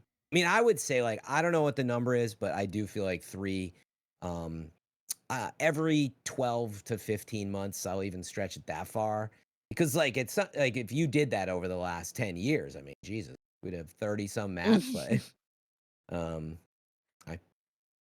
yeah. So I don't know what the number is, but 3 years, that kind of where you guys had landed, regardless of how we solve 2 to this? 3 a year, I think 2 to 3. would keep Yeah. people pretty appeased. Okay. 2 to 3 a year, I think, minimum, plus new game modes. Well, they've Yeah, not that's They, numbers. like they've been pumping. so they've not been lacking in that department. They're just Yeah, there's been a pumping out lot of lots new of different modes. modes. Yeah, but don't get me started on that because actually that's the one reason why I don't, like I said, play a lot of PvP. It's a lot of new abilities and builds and stuff like that, but like mode wise, I know they're trying to figure out what people like best, and they've certainly done a lot of work there, a lot of balance work, etc. But I bring up stuff like the gun game, and is that what it's called in Call of Duty? Yeah. That's Yep. correct. Gun game. Apex. Yep. Apex was called. They stole it. Same thing. Yeah, I forget what they called it, but it was Yeah. fun in Halo. Apex. It was heckin' very Oh, fun in so Apex. fun. Yeah, we So brought fun. this up. Like, imagine that you're just upgrading between like exotic guns, like getting your And kill it's streaks because it was a fast-paced arena shooter. That's why I like the gun game in Apex because no one makes those games anymore. yeah, They make gun run in tactical, Apex. slow Yeah. shooters. But Yeah. anyway, Or I bring up BRs. Halo Infinite a lot, and same thing. Like they've got a lot going on from a modes perspective. So I just feel like Destiny 2 is very lacking there, which is why it hasn't appealed to me. So they need that too. New maps are clearly not enough for me. Yeah. Well, I think modes is definitely something that has come up quite often over the last several Yeah. years. So I think maps modes kind of go hand in hand on the expectation wheel. Yeah. Year after year, I just need something new. Like that's what I need. There's so much competition for my, not even my game in dollar, but my game in hour. Like I want to feel something new. I want to feel excited about something new. And I'm so happy Destiny has new maps. I'm so happy. But they need to keep that consistency up. They need to pump those numbers. They're rookie numbers. Rookie numbers. Do you guys agree that they need a roadmap in the near future? I'd say the next several months for this because of this problem. We know that we're going to be finding out more about episodes as we get closer to final shape. Like they've talked about that. But for PvP roadmap. Yeah, I think they would have to address it somewhere. Like, do you plan on doing this ever again? Was it a one-off? Is it once a year? Is it once every 2 years? Like, what are you It thinking? feels like there's a confidence problem is what I'm saying. That don't you think that they have to do it? I do. I don't care. Yeah. Well, personally, I definitely do care myself, and whether it's something that makes sense or not, there's so many things historically over the last like several years that make sense to benefit the community, to benefit the game, that haven't necessarily happened. And then of course, like we've all been saying and probably are going to lean into pretty soon, just what's been happening in the wider gaming industry in general, and how that puts pressure on the decision making from top down. So I think that's two different questions, basically. Communication is Well- very good, I would say. Communication is always very, very nice to have. And I think Bungie's been doing a better job on socials with communication just across the board. So I Agreed. would hope that they would also want to include like good communication with their PvP player base. Now that we've got new maps, what can you expect going forward? I think it would be important to do question. that at some point. Agreed. I mean, my take on that was Dude. because I feel like players are more likely to come back if you're like, wait, this wasn't just a Hail Mary. But that's just my take. This is why I brought it up. TV, we didn't hear from you on that. Like, you feel just comfortable now that it's out there? You're like, no, I'm good for a long while. Or you're like, please give me a plan. I mean, like Watt said, communication is always a good thing. I certainly would not be upset to hear a full roadmap. Give us lay down a new expectation, because Yes. that's what I want. I just want to know what the new expectation is, so that we can get on board with it, and give feedback if we need to. But I think the new map pack is gonna tide people over for at least a little while. Yeah, that's what I'm saying. Yeah, I just feel like it's a good time to do it before this like high of like, woo, yeah, maps are good, people are happy. Before you get back into like this shattered confidence, and again, that's just my take. But I feel like the PvP community confidence is shattered. That they don't. They're like happy that they got it, but I think if you poll most of them, they're like, oh, I don't know what they're doing with PvP exactly. Right. Yeah, Right? yeah. Guys, well, I mean, it's we gotta are be running tough, out though. of Thursday here, and I really Yep, want to yep. talk about Fran's boy Phil Spencer. I have do a too. massive TWAB too. The TWAB was huge. Oh, might have to Huge go with info. episode 2 tomorrow. Yeah. I'm not gonna be awake a whole lot longer. I'm old. Yeah, there was a TLDR. They put out a bunch of video. I'll put the TWAB in chat if you haven't seen it, but they put out 3 videos showing out Prismatic for Warlock, Hunter, and Titan. And then they also went into exotic class item perks. So the ones that you're going to be able to pick based on Warlock, Hunter, Titan. So if you are interested, you can definitely go check out the TWAB and start doing some build crafting. Maybe that's what we'll do next week. We'll look at it and we'll come back with like, here's a thing with Prismatic that I think I'd be looking for. Oh, that's cool. That's cool. Yeah, and keep in mind as well, it's not like 100% clear, but you know those are combinations, you know, with regards to the exotic class items. So that first column, second column, you can expect it to be something like what you would see on the final 2 columns on a gun, for example. You know, you could get rapid hit Zen moment or rapid hit, you know, kill clip or something like that. So it's mix and match. Yeah, it looks very cool. They gave us a prismatic demo per class to check out. Correct. And then listed, 2 columns of perks on these new exotic. Which one did you guys like the most, by the way, out of the like the Warlock, Hunter, and Titan? Did you guys check out the videos? Well, I gotta say Hunter, but that new super looks that's really fun. Yeah, that new super looks very, very fun. Yeah, the blinking arc one. Yeah, it does look pretty cool. I'm excited to try that. I'm a Warlock main, so just you're gonna say Warlock. I think we're all biased. Like, what has me pumped is the flaming turret, the mortar. It's like launches. It goes vertical. That's gonna be the solar void or the solar. That's gonna go over Titan barricades. I know. It does go over Titan barricades. Yeah, it does. Yeah, but keep in mind that new like Tempest Strike like something combo, you know, on Arc is gonna go over Titan barricades as well. It is, yeah. When you're in the you go in the air and do a little spin. Exactly. Yeah. When I was looking at the video, it looked like you did the normal Tempest Strike. It took the melee, but it also for the second part, it took the dodge.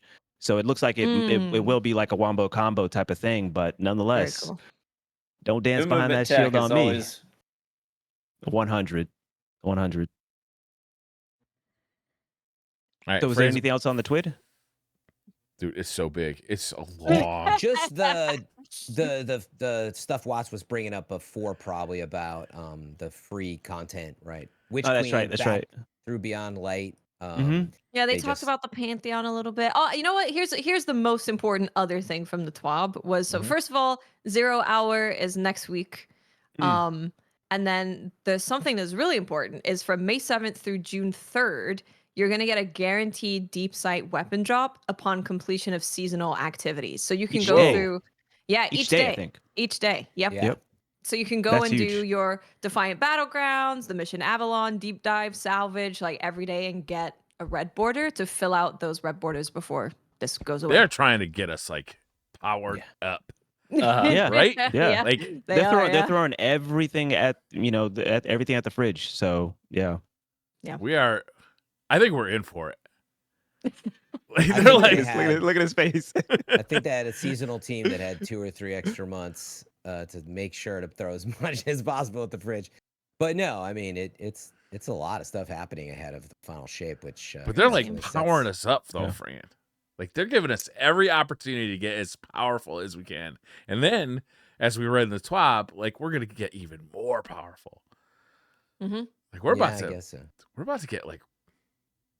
I mean, Beefy. we all know I'm just gonna use Arbalest and Oh the my same thing God. I used through Lightfall, the entire thing, and like no, I like to mix it up for fun, dude. I'm a glaive guy, but He anyway. uses Outbreak Perfected. Hey, Like, that's a banger gun. I love will. that It's a thing. good gun. But It's a good gun. it was Yeah. just a joke Yeah, that like it is. dude, you'll be fine if you've played Destiny. You could use but that's the nice part. I think you could use a lot of old stuff. You'll be fine. But they are throwing a lot of cool new stuff to get you in and get the numbers up. Is really what it's about. Oh, the other thing was with the whole prismatic and the class item stuff, you're gonna be able to get it after the raid in week 2, and it's gonna come from its own activity that they haven't told us what it is yet. So there's a special activity for the exotic class items. It's gonna That's be right. the That Gambit was the season big news. pass. It's the third. It's gonna be Slot back.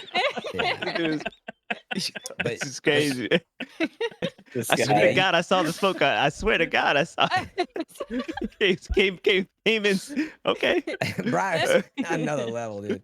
But yeah, you'll get a guaranteed random roll each time you complete it. That's the whole point of these exotic class items. And they only work when you're using prismatic. Prismatic, Yeah. yeah. But farmable from day one on that drop of when it releases, and I think it releases. Yeah, the second week. The mechanic the is second week, yeah. yeah when the raid is complete, correct? Yeah, they is, said is that when it opens raid up? is complete second week, which made me go, is the Okay. raid not going to be Yeah. completed in one Yeah, week? right. What's going I mean, it's on a there? caveat. What are you saying? But yeah. But okay, so that the free expansion content all the way up through Witch Queen, but if you're on PlayStation Plus, I believe you can get Lightfall. Pretty You set can get Lightfall. Yep, Yeah. on Now's the time. PlayStation Very Plus. cool. to try that stuff if you haven't. So if you're on PlayStation, you can get everything. But yeah, I think that was most of the TWAB update, right? Yeah. Yep. Xbox. Yeah, Fran, what's your boy up to? Yeah, we got like 15 minutes left. Are you sure? Well, when you say your boy, why you you talking say about Fran and, Spencer? like, I Oh, don't I'm know talking Phil. about Friends, I've met friends, Phil, Or so- do Philly we- friend. But no, I don't know why you're Did you turning to say me Fran's for this. special friend? A friend's Philly friend. Oh. But, man, the only Or Philly maybe I Fran's friend know is Mr. Booty. recently is in Yeah, Mr. Fallout, Booty. the TV series. But yeah, I mean, the big news was obviously that Microsoft. Maybe it's because I wrote like a big Twitter thing about it. Might be why he's saying this. But yeah, if you haven't heard the news, you probably heard by now. Microsoft and Bethesda, right? They have closed several revered studios. They've closed Tango. Arcane Austin, who are behind Prey, and of course, most recently, Redfall. Studio Tango Gameworks, who made Hi-Fi Rush, and they also made the open world Ghostwire Tokyo, Alpha Dog Studios, and Roundhouse Games. Yes. And then they said they need more games like So I have that. So Separately in a town they've hall. been doing town halls to talk to press because people are like, you closed Tango Gameworks, the people who made the best game for Xbox like of last year and won a lot of awards. And so they were talking to Matt Booty, and he said, we need smaller games that give us prestige and awards.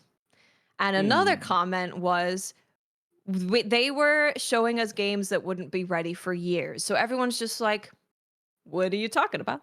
First of all, Tango Gameworks gave you a game that was a smaller game that gave you prestige and awards. Yep. Second of all, games take longer than a couple years to make. So very and they had confusing. just, if I read it correctly too, they had just pitched the sequel as well to Hi-Fi Rush.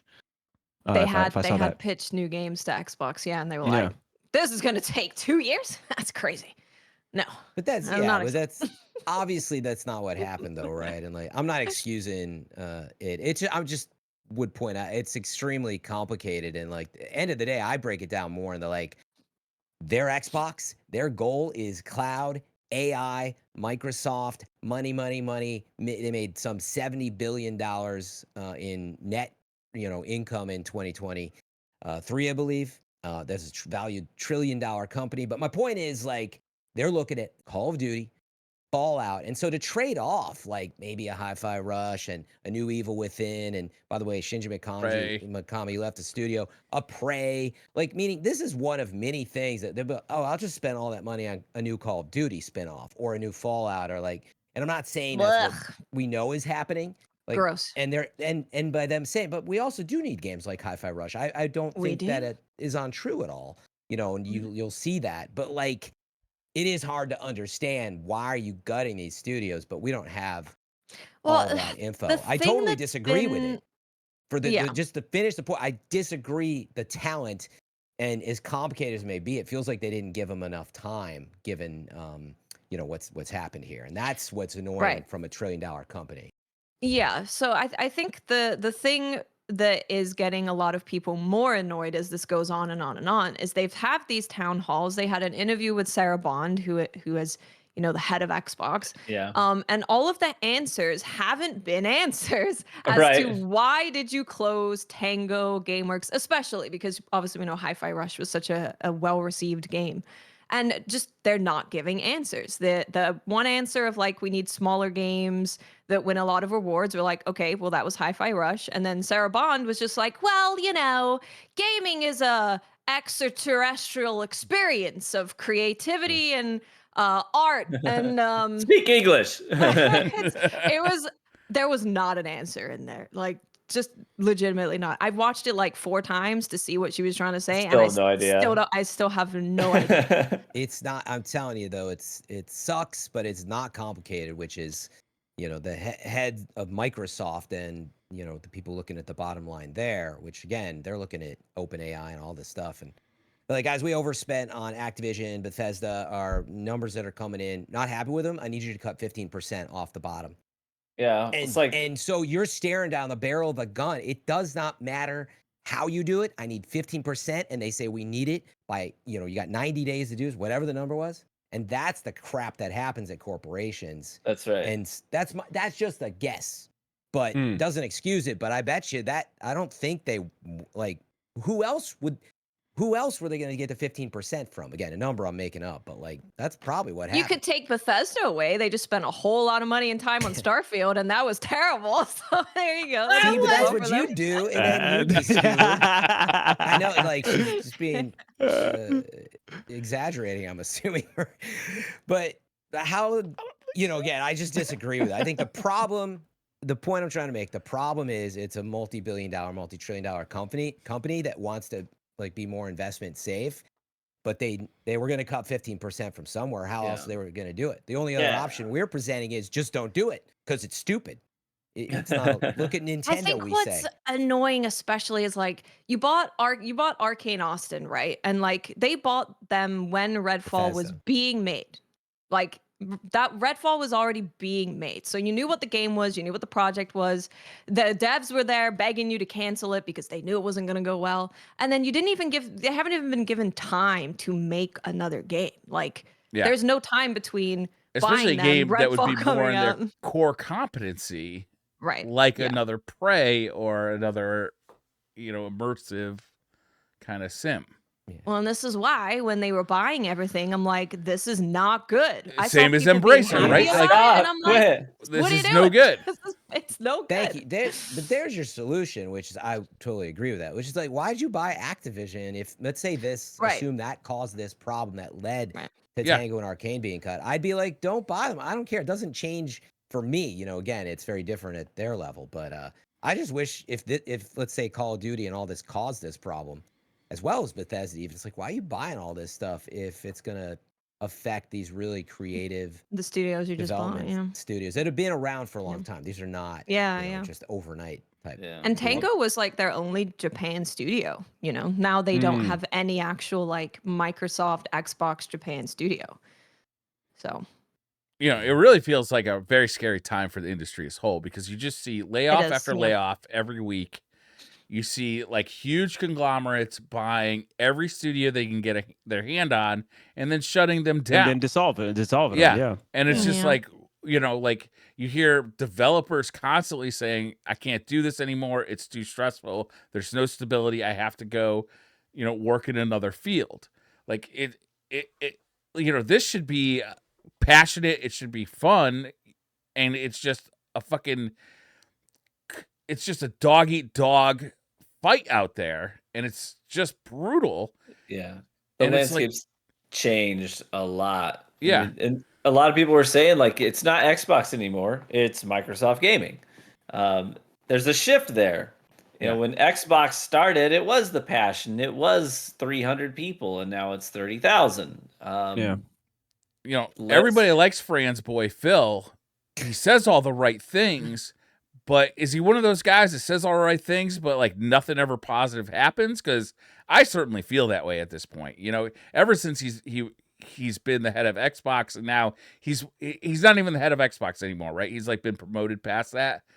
But it like I don't feel any more positive about Xbox as a brand or a gaming platform than when he started, to be honest with you. Even though he has consistently said the best, like all the right things, and he's consistently come out as being like the guy who is like the gamer, boss man. But meanwhile, I got an Xbox that collects dust because games don't come out for it. And now they're canceling, they're closing down studios. Like, that doesn't make me feel good as an Xbox gamer. Yeah. I think the strategy, it's Microsoft. You need to talk to your boyfriend. It's not an Xbox strategy. I don't know why you keep saying that, but yeah. I've met Phil, but he does. I don't have him on my phone or anything like that. Well, I mean, yeah. Just I was again, gonna. like, I wouldn't was. you guys agree? Go. Just to ask you this though, wouldn't you agree? We all want it to be Xbox, but it's so clear it's Microsoft, and isn't that a problem? You know what I mean by that? Like, absolutely, I know what you mean by that. I hear you, but I don't care. You know what I mean? Yeah, I don't care. Yeah. I'm just saying. I think you're looking at this from like, wow, why doesn't Xbox care more about Xbox goals? And I'm like, it's Microsoft that cares about Microsoft goals. Like, the reason for Game Pass is probably more likely about the cloud and AI than it is to get you to buy like a new game, so to speak, right? I don't know it's at tough this for point me because what Game Pass is for. You know, corporations be corporations. It's difficult for me to set expectations beyond that. Since we just see the same thing happening, whether it's the gaming industry or not. Obviously, I certainly don't want to diminish what's happening in the gaming industry in particular. It's something in particular that is affecting it right now. I don't want to be I don't want to be a cynic. I don't want to be cynical about it, but I don't know. It just hasn't surprised me in that regard. Anytime something gets brought up, it's kind of just like by one of these large conglomerations, these large corporations. We've seen it. We've seen it before.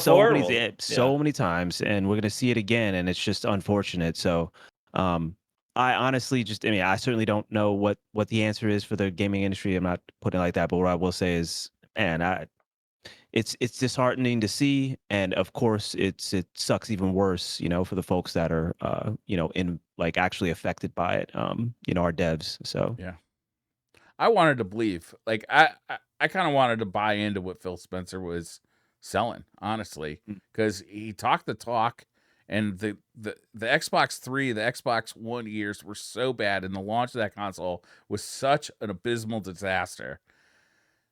And when Phil Spencer kind of came into power, and he's wearing the T-shirts with like the games that I loved, from earlier in the Xbox life, like I wanted to buy in. Like, oh, okay, we got a gamer in charge. But like, I don't know. Like, I mean, they're still beholden to the shareholders, still beholden to the higher ups. Satya and Bond, yes. I hear you. Well, we also got news today that Game Pass is doing really bad as well. So, they've been having discussions of should they put Call of Duty on Game Pass, because as it is, like a Microsoft studio, they're like, well, it should be on Game Pass day one, but then they're going to be losing out a bunch of money. And we found out that every single game that launches on Game Pass badly misses its sales goals, which of course obviously, it does, because you get it free. Yep. And the amount of subscribers are not making up for those sales losses. Yeah. And haven't they like plateaued, like seriously, on the amount of subscribers they're gaining? Yeah. Like, so they're gonna, their only option is to raise the rate of Game Pass or stop putting their premium stuff on Game Pass. Yeah, it's. Well, I think also the elephant in the room as well is PC gaming, and more people moving over like to PC, and it just being more games being accessible over here. I don't know. Like, I just know that, at least from my experience and my community around me, I see a lot of people moving over to like PC gaming and the popularity of it. I see, I look out my window, and I see like the same lights that are, shining through the neon lights shining through my window or whatnot is shining in, this window right here, this window, and somebody's at their PC like playing like at 1 a.m., 2 a.m. or whatnot. I just see that so much more often. Yeah. You gotta tell them to go to bed, man. You gotta work in the morning. Have some responsibility. Hey, I ain't judging. I ain't judging. But I mean, they're probably in the raid with me. Yeah. Game Pass has always concerned me. And so anyway, I just think it's sort of a self-fulfilling prophecy. It was a huge gambit, and like I like the idea of like, oh, why don't we just throw a bunch of games on there and be, Netflix, I think, is finally right now figured it out mostly be able to fund, huge new originals and blah blah. But like it feels to me like that's what they want for Game Pass. But I'm like, man, like you really went all in like right away with all that Xbox money, but now we're paying the price is also, maybe part of this problem and paying a big price. I don't think we are paying the price. I think we're going to be paying the price when we're like sitting around in 2028 with no new games to play because all the studios got closed down. Yeah, it's probably going to be a bit, but it's from everyone. If you talk to anyone in the industry, they've been saying for probably the last maybe 4 years, especially where it's like this industry is not sustainable. You've got all of these massive companies buying the AA studios. So there's hardly any AA studios anymore. And those are the ones that don't have 10-day dev cycles and $1 trillion budgets. Those are the ones that are more sustainable. You just have these studios getting bought out, and then every game is at least like 7 years to make and takes millions and millions of dollars. And the game developers have been talking about how Game Pass isn't paying like it was. Like at first, Game Pass was like, that's great. They're going to give us a ton of money to get on Game Pass. Yeah. And now it's like, I don't want to be on Game Pass because then I'm not going to sell any games on Steam or the Xbox Marketplace or PS5. Yeah, like I love the value as a consumer, but as someone who's concerned for the industry, has been in the industry for decades, I've always talked a lot about like buying games and anyway, you really need to think about it. It's a weird position to be in because it's an unpopular opinion, but people are always asking me, should I wait till this is on sale? Should I buy it on Game Pass? And I'm like, stop asking me that right. I mean, I'm happy to answer that in context, but I'm happy to tell you if this game's any good or not. You figure out the value, because everybody's different, but it really is something to look at right now. Like, you want to sit here and talk about how you really liked Hi-Fi Rush? Yeah. You love this Send me your 2023 tax returns, and I will tell you if it's worth it. Just want to ask you. I mean, you guys don't have to raise your hands. I played it on Game Pass, so I didn't buy it. And that's just one of many things to really look at and think about here. It's not my fault. But that's where we're at with all this. And, I tell people every day, I think I've said it till I'm blue in the face on the podcast, please go play Dead Space 2023 and not just Resident Evil 4 Remake, which did really well. And anyway, you do have to vote with your time as well, because there's way too many good games out there. And too many. It's a very complicated problem. I mean, we can talk seriously, like how many people really played Evil Within 2 and like all this? You can say how good it was. That's too scary. But you probably didn't buy it full price, and you probably didn't even play it. And it's not that it wasn't good, right? Same with Prey, and it's complicated. Is all I'm saying, right?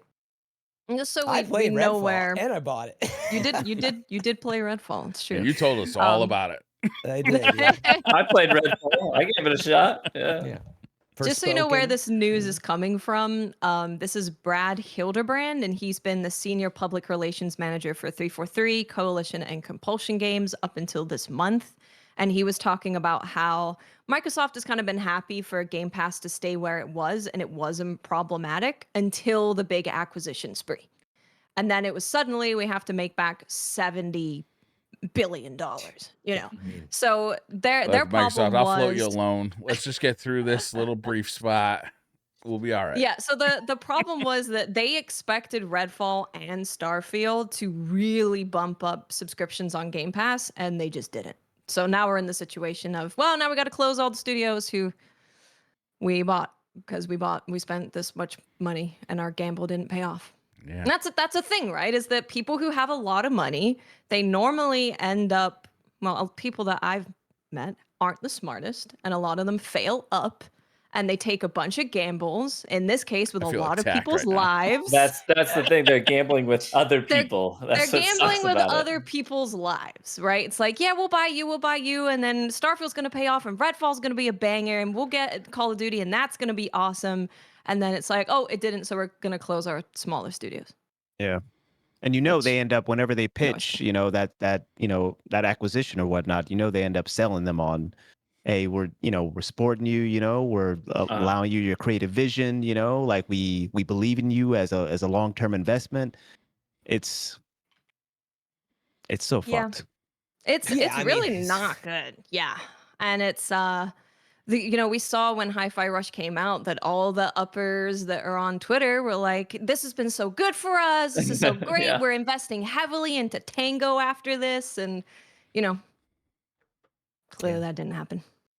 Yeah. And that's it sucks. It's just business, I don't agree with the way it's being handled, but like also we don't have the details, but again, I would just put it in the corner of like Microsoft's goals are very different than the way we're thinking about it, and it sucks to be in that place now. I mean, their goal is acquire studios, the shares go up, shareholders are happy. They're losing money, they sell to make the money back for the shareholders, and that's all it is essentially. They don't care about creativity or putting money behind creative studios or consumer happiness.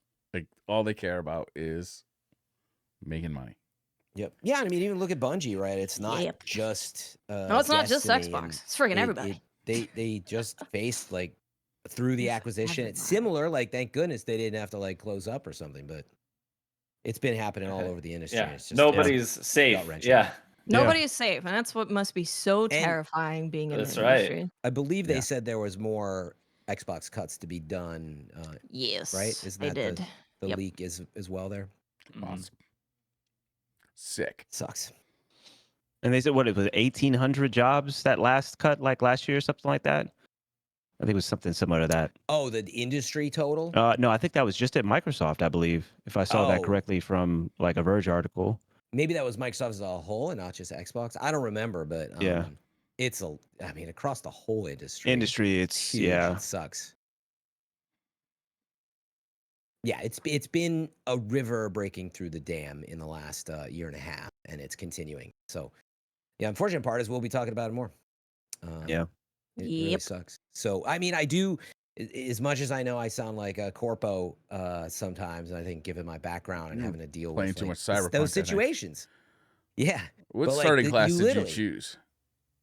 I was a nomad. But what was I going to say? I don't know.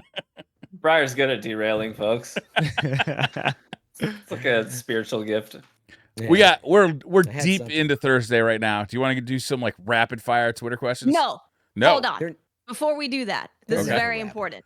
Seeing as we are very all angry at billionaire industries, I'm going to put you on to some indie games because there were approximately 1,000 indie games that came out today that are incredible. Little Kitty Big City is a game where you play as a cat and you explore a city. It's $20. Widely expanding cat genre. Cat genre. Yeah. You've got Rabbit and Steel, which is a roguelike co-op, but their idea is that they wanted to make it feel like you were playing like a Final Fantasy 14 raid with your friends, but it's a roguelike co-op game, so that's super cool. You've got Crow Country, which is a survival horror third-person shooter that is very akin to Resident Evil, Silent Hill, very much those vibes. Animal Well came out today, which is a Metroidvania where people just thought it's a regular Metroidvania, but turns out there's a ton of hidden secrets. And that game is getting like universal praise like I haven't seen in a while. Very cool. Older games, Indica. I say older, it's like last week. No, I want to play Indica. That was cool. I want to play Indica too. Indica is like a Catholicism, surreal horror, like puzzle. It's a bunch of different stuff. Like, I think imagine don't look up anything about it. Just play being a nun and like having a crisis of faith. Like, okay, cool. I'm into this. Very, very cool. And then older games, another Crab's Treasure. You play as a crab. It's a Souls-like but you play as a crab. You get different shells, and it gives you different powers. That's really great. And then of course we had Hades 2 came out into early access, which has more content than Hades 1 in early access, which is crazy. And Tales of Kenzeta Zao. Go check that out too. Mini shoot adventures. Imagine Legend of Zelda: Link to the Past, but it's a twin stick shooter. Interesting. Yeah. Very interesting. There's a lot. Indie games are killing it, and there are a lot of indie games. And if you purchase any of these, even if they have a publisher that like Devolver or something, you are supporting an indie studio staying independent and not having to go and be bought out by Microsoft in order to stay afloat. So yeah, that reminded me. Watts was hitting on the point that I was trying to make, which was like, I know, I'm always like trying to point out some of the other things that are going on the corporate side, but like my message has been choose wisely. We only have so much time and money. So in other words, if you're going to go out there and play just Fortnite, just Destiny, you're going to spend money in the store, or you're only going to, do Spider-Man 2 or whatever your choice is. I mean, that's fine. But just like, what do you expect the corporations to do if you're not buying Hi-Fi Rush, Evil Within 2, or Prey as an example here? And so I'm just saying, like, really think about where you're spending your time if you don't want this type of stuff to happen, because like nothing matters more than that. Yeah. So meaning I do it sometimes too, where I'm like, yeah, I think I'm spending too much time on this thing. It could even be Helldivers, and I think Helldivers is actually great, but you want to take a moment sometimes and be like, you know what? I wouldn't mind spending even 8 to 10 hours on this game. Maybe you don't even finish it. And yeah. So something to think about. And I would end that by saying games also need to not be so freaking long. I'm happy to pay a premium yes, please. price. I've said it. Seconded. But that would allow me to support a lot more things without feeling like I'm never going to get into this game, So yeah. Speaking of which, Green Giant says, hey, y'all, you guys talked about open world games last week and how some have a lot of empty gameplay, towers, collecting, etc. Feels like studios are just adding this content to artificially extend the game. I played Cyberpunk recently, which I thought had a good balance. Dude, it's totally to extend the game, right? It's like, it's such a genius move. And like, to fill the we're world. not going to have levels. We're going to make you walk for 10 minutes between the levels.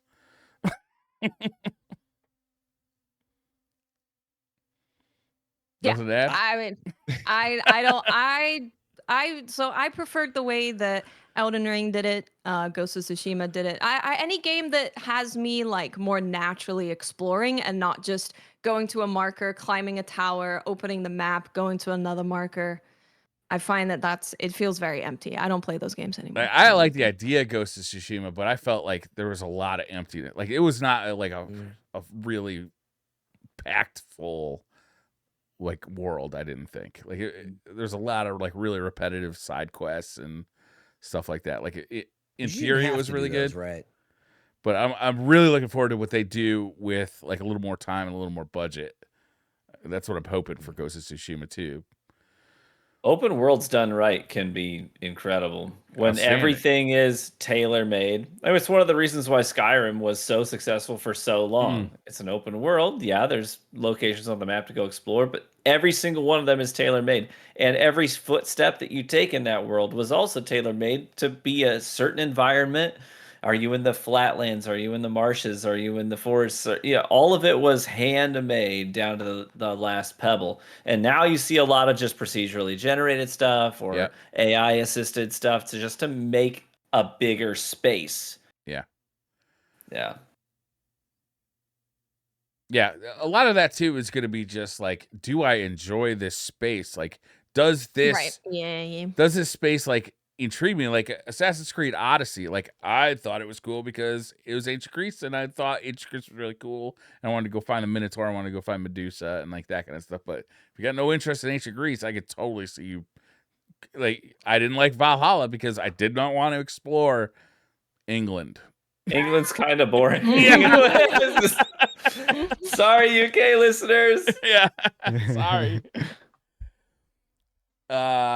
Monochrome says, first map pack in 25 years. Destiny hasn't even existed that long. Are you high? Oh, I yelled at this person on Twitter. They're really stupid. They like doubled down and was like, I thought it was a mistake. I thought it was a typo. And then they're like, I should have expected as much from a Destiny podcast talking about Hades. And I'm like, you're just really stupid and very unfun at parties. So that's great. They don't get Oh, this invited was your- anymore. So. I'm like, it was Your a social joke. post. It was an exaggeration because it's been since Forsaken, since we got a map pack. Actually, It's Crazy like, that somebody shut did up. believe that was real, to be honest. Yeah, they're like, it hasn't been out for 25 years. I know. Kind of wild. Are you okay? Are we sure? That's why I asked if they were okay. Yeah, Might be AI. Clearly it's not. It's AI. Might be. Yeah. Yeah. very suspect.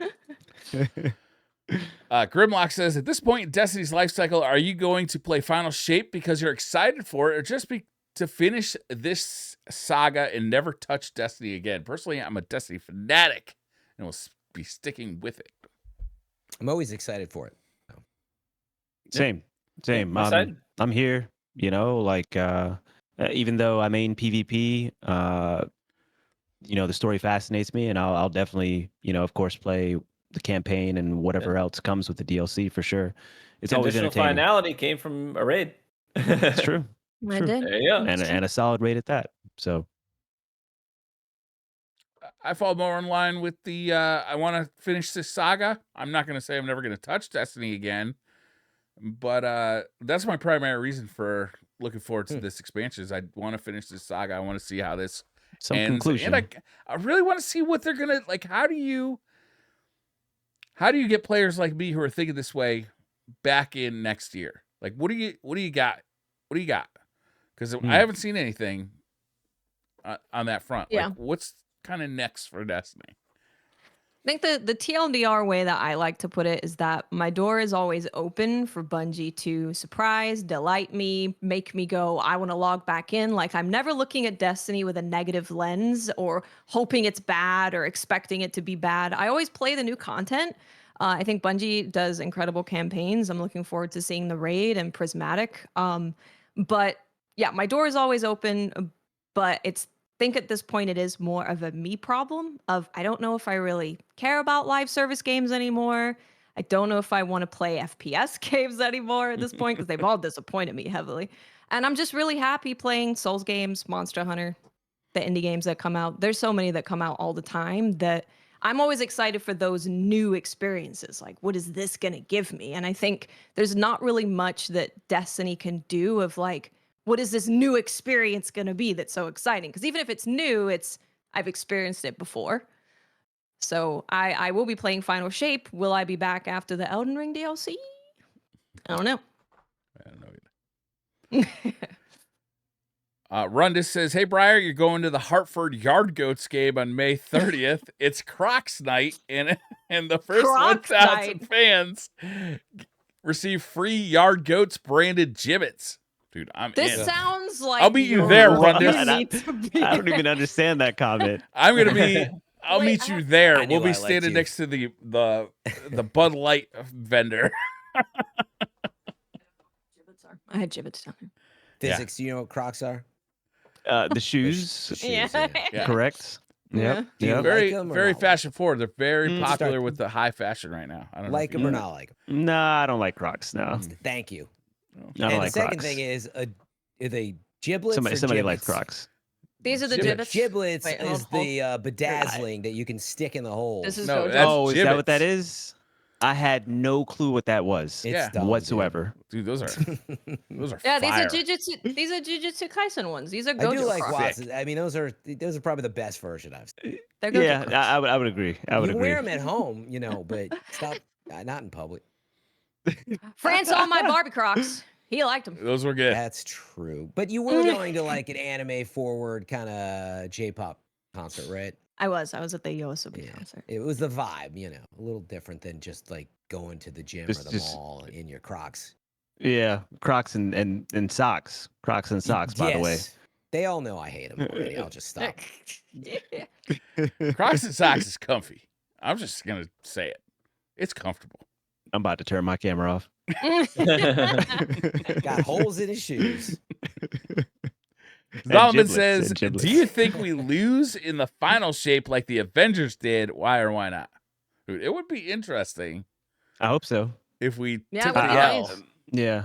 Yeah, I feel like we always, what's at stake, you know? They're always hyping us up as the Guardian as well. Like, what's at stake, man? Like, I hope we take the biggest, fattest L. And then, you know, like we just have something. I mean, it's not as if it can't be a great story and us still like catch an L. And that would breathe some sort of springboard, you know, anticipation for whatever they do in the future, even if it's a year later and a new story starts or whatnot. I'd be totally up for that, honestly. I gotta say, I would love it if Bungie switched to like what Helldivers is doing with their live service, where the community influences what happens to that map. Like there's actual stakes and you can fail. But with the way that Bungie has it with live service in Destiny, it's like you wait every week and you get a story and that story is written and you do not change what happens in that story at all. You can't change it. The only thing that we change is like, when does the post-raid stuff happen? But it's gonna happen. It's a pre-written story. So I would love to see them kind of move towards the community influencing stuff. We can fail things and that changes stuff. That would be great. I don't think it will happen, but I think that's a more fun live service. I hope they experiment with having us fail, but I don't think they're gonna do that with the final shape. Just because of what does it mean if we fail? Well, if the witness wins, it's complete, you know, universal annihilation. It depends on what they have in store for the future, though, too. If the story continues in some way, shape, or form, if it creates a new saga for us, you know, where we start out at that point. It would have to be carefully crafted, of course. But I don't know. I'm just I'm angling for something different. You know, we always win. Our Guardian is always hyped up in all the cutscenes. Oh, the Guardian can do anything. You know, the Guardian will be by your side. They'll be watching you. And I'm all about that. I love feeling powerful or whatnot, but I love interesting stories too. And at I this like point, a revenge story. And that's one of the things that helped Forsaken was we are the Guardian and we let Cade die. Yeah. We were Cade's fire team and we let Cade die. And you all let that motherfucker back in the tower. He shot Cade. Let's not forget. Oh, we talk about Crow. He hates Crow. He's talking about Crow. He hates Crow. I was like, who we talking about, baby? Listen, I will say Crow's arc to being tolerable took a little longer than I would have preferred because he was a little bit. We're about to see Cade again. And I'm going to say, he's going to be disappointed in all y'all. He's going to. I don't mind Crow. I wouldn't get too attached to Cade, is my feeling. I agree. Yeah. I agree with that. I don't think Cade's going to be a permanent thing. I think Cade's going to be our Virgil for our journey through the Traveler, and that's I think that's going to be it. Yeah, it's totally going to be the like, this is as far as I got to go, Guardian. You know. It's gonna what be about like, this?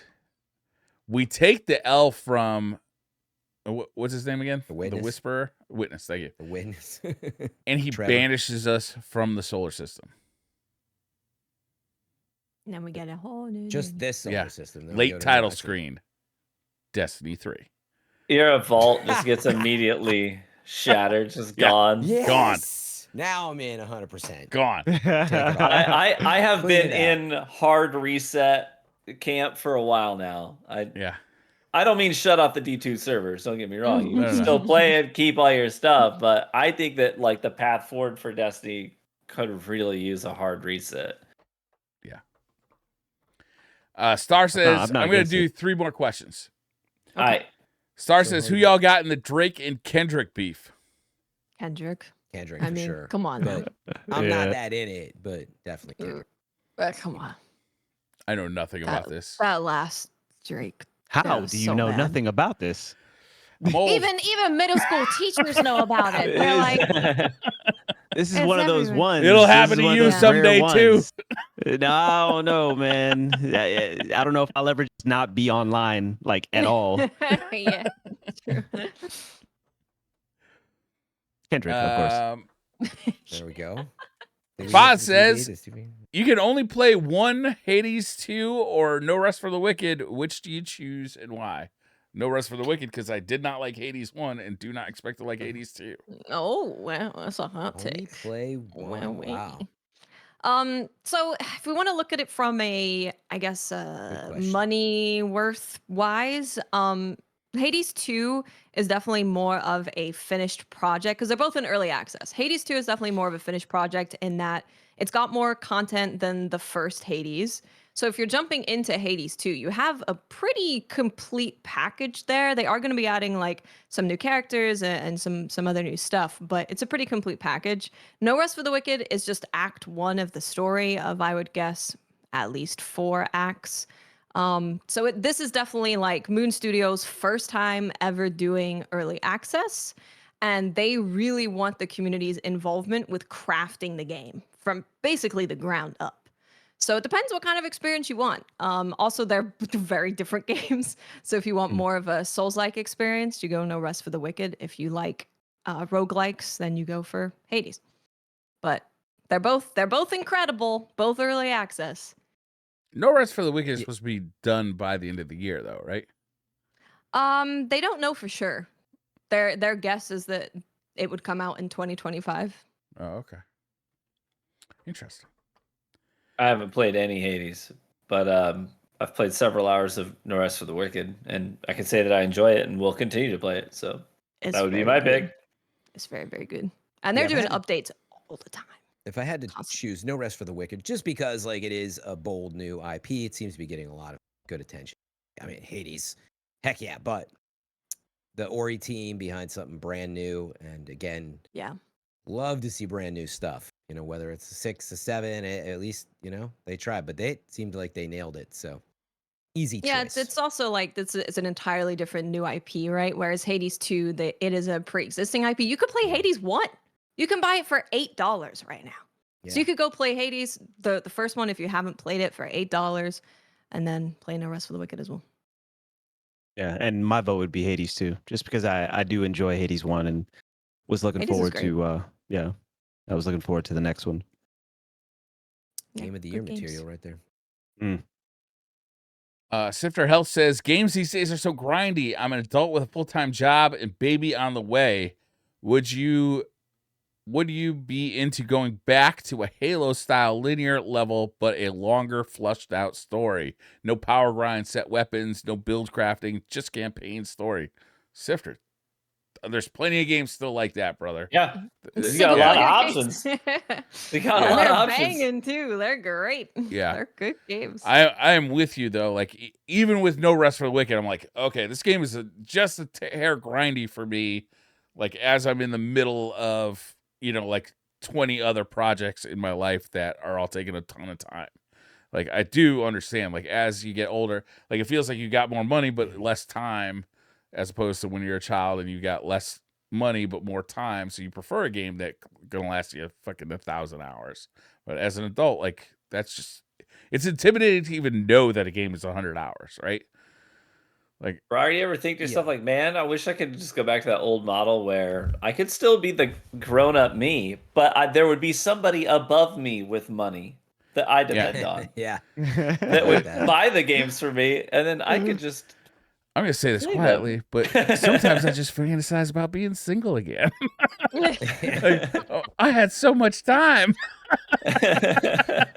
Yeah, but so see, I am single, by the way, but I'm looking for TV solutions. So if there's somebody that doesn't want to be single, but wants to fund my like a little sugar daddy action. What about somebody who loves me? Sugar daddy. Little sugar daddy. Yeah, that's right. That's totally fine. Yeah. Fran definitely has people in chat who are willing to pay big bucks for you eating certain foods. So I haven't done that yet. Get on that. Maybe put on the leotard, Fran. Apparently, leotard. Oh my god, that'll do it. That'll do it. That honestly put me over the top. I don't know if that works for everybody, but I did do a cooking stream last weekend. Maybe we'll do another one in the future. It was good. This time, take your shirt off and just wear the apron, and then that might get you some more. I will donate for that. I'm gonna have to try at this point, so it's coming to that. So. And maybe peel the carrots too. By the way, this time. Oh man, I started. By the way, the real beef. I know Kendrick drank big, but peeled or team peeled or team unpeeled carrots. I put it on my Twitter. Quite the beef. Is that what they're beefing about? Well, on my Twitter, Yes. you know, I'm not. That is what they're beefing about. I'm not very hip. I was like, peeled or unpeeled carrots, fam. Last question of the night. Thank you all. I'm sorry we didn't get to all the questions. We just had so much to talk about tonight, and it's getting late. Yeah. Blandy McBlanderson says, "What do you think you'd be better in?" Two choices. Okay. 1, a Japanese game show where you have to serve food to people, but the floor of the house is on a steep incline, or B, a German game show where you have to cut food items exactly in half. Oh, I'm really bad at portions. Like really, really bad. I have no idea. Although Yeah. maybe a little bit better at it now. Probably I the have first one. surprisingly good balance, though, when I'm not drinking. I'm gonna say, yeah, the steep incline thing would be fine for me. Briar's like, you've got good balance out of me for 1 hour out of the day, and that's it. But during that 1 hour, I mean, the Japanese incline floor sounds way easier. I question if Blandy McBlanderson has ever tried to cut food perfectly in half. Perfect. And then wait, good luck. Yeah. You know? Tough. Yeah. Unless it's a carrot. He does specify pretty easy. Steep incline. Like, how steep are we talking? Hey, give me That's the true. what kind of a grade is it? Yeah. That's true. They didn't specify. Also, Japanese food, like, you know, the rolls could like roll around a lot on a plate. I You're mean, trying to, like, true.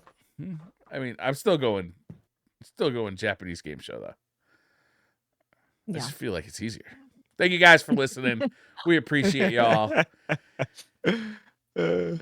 Physics, thank you very much for coming on. It was a real pleasure to have you on tonight. Like, really. Likewise. I had a great time. I appreciate it, and yeah, I look forward to it. Can you remind people where to find you on like the socials and on everything? Just go through the list.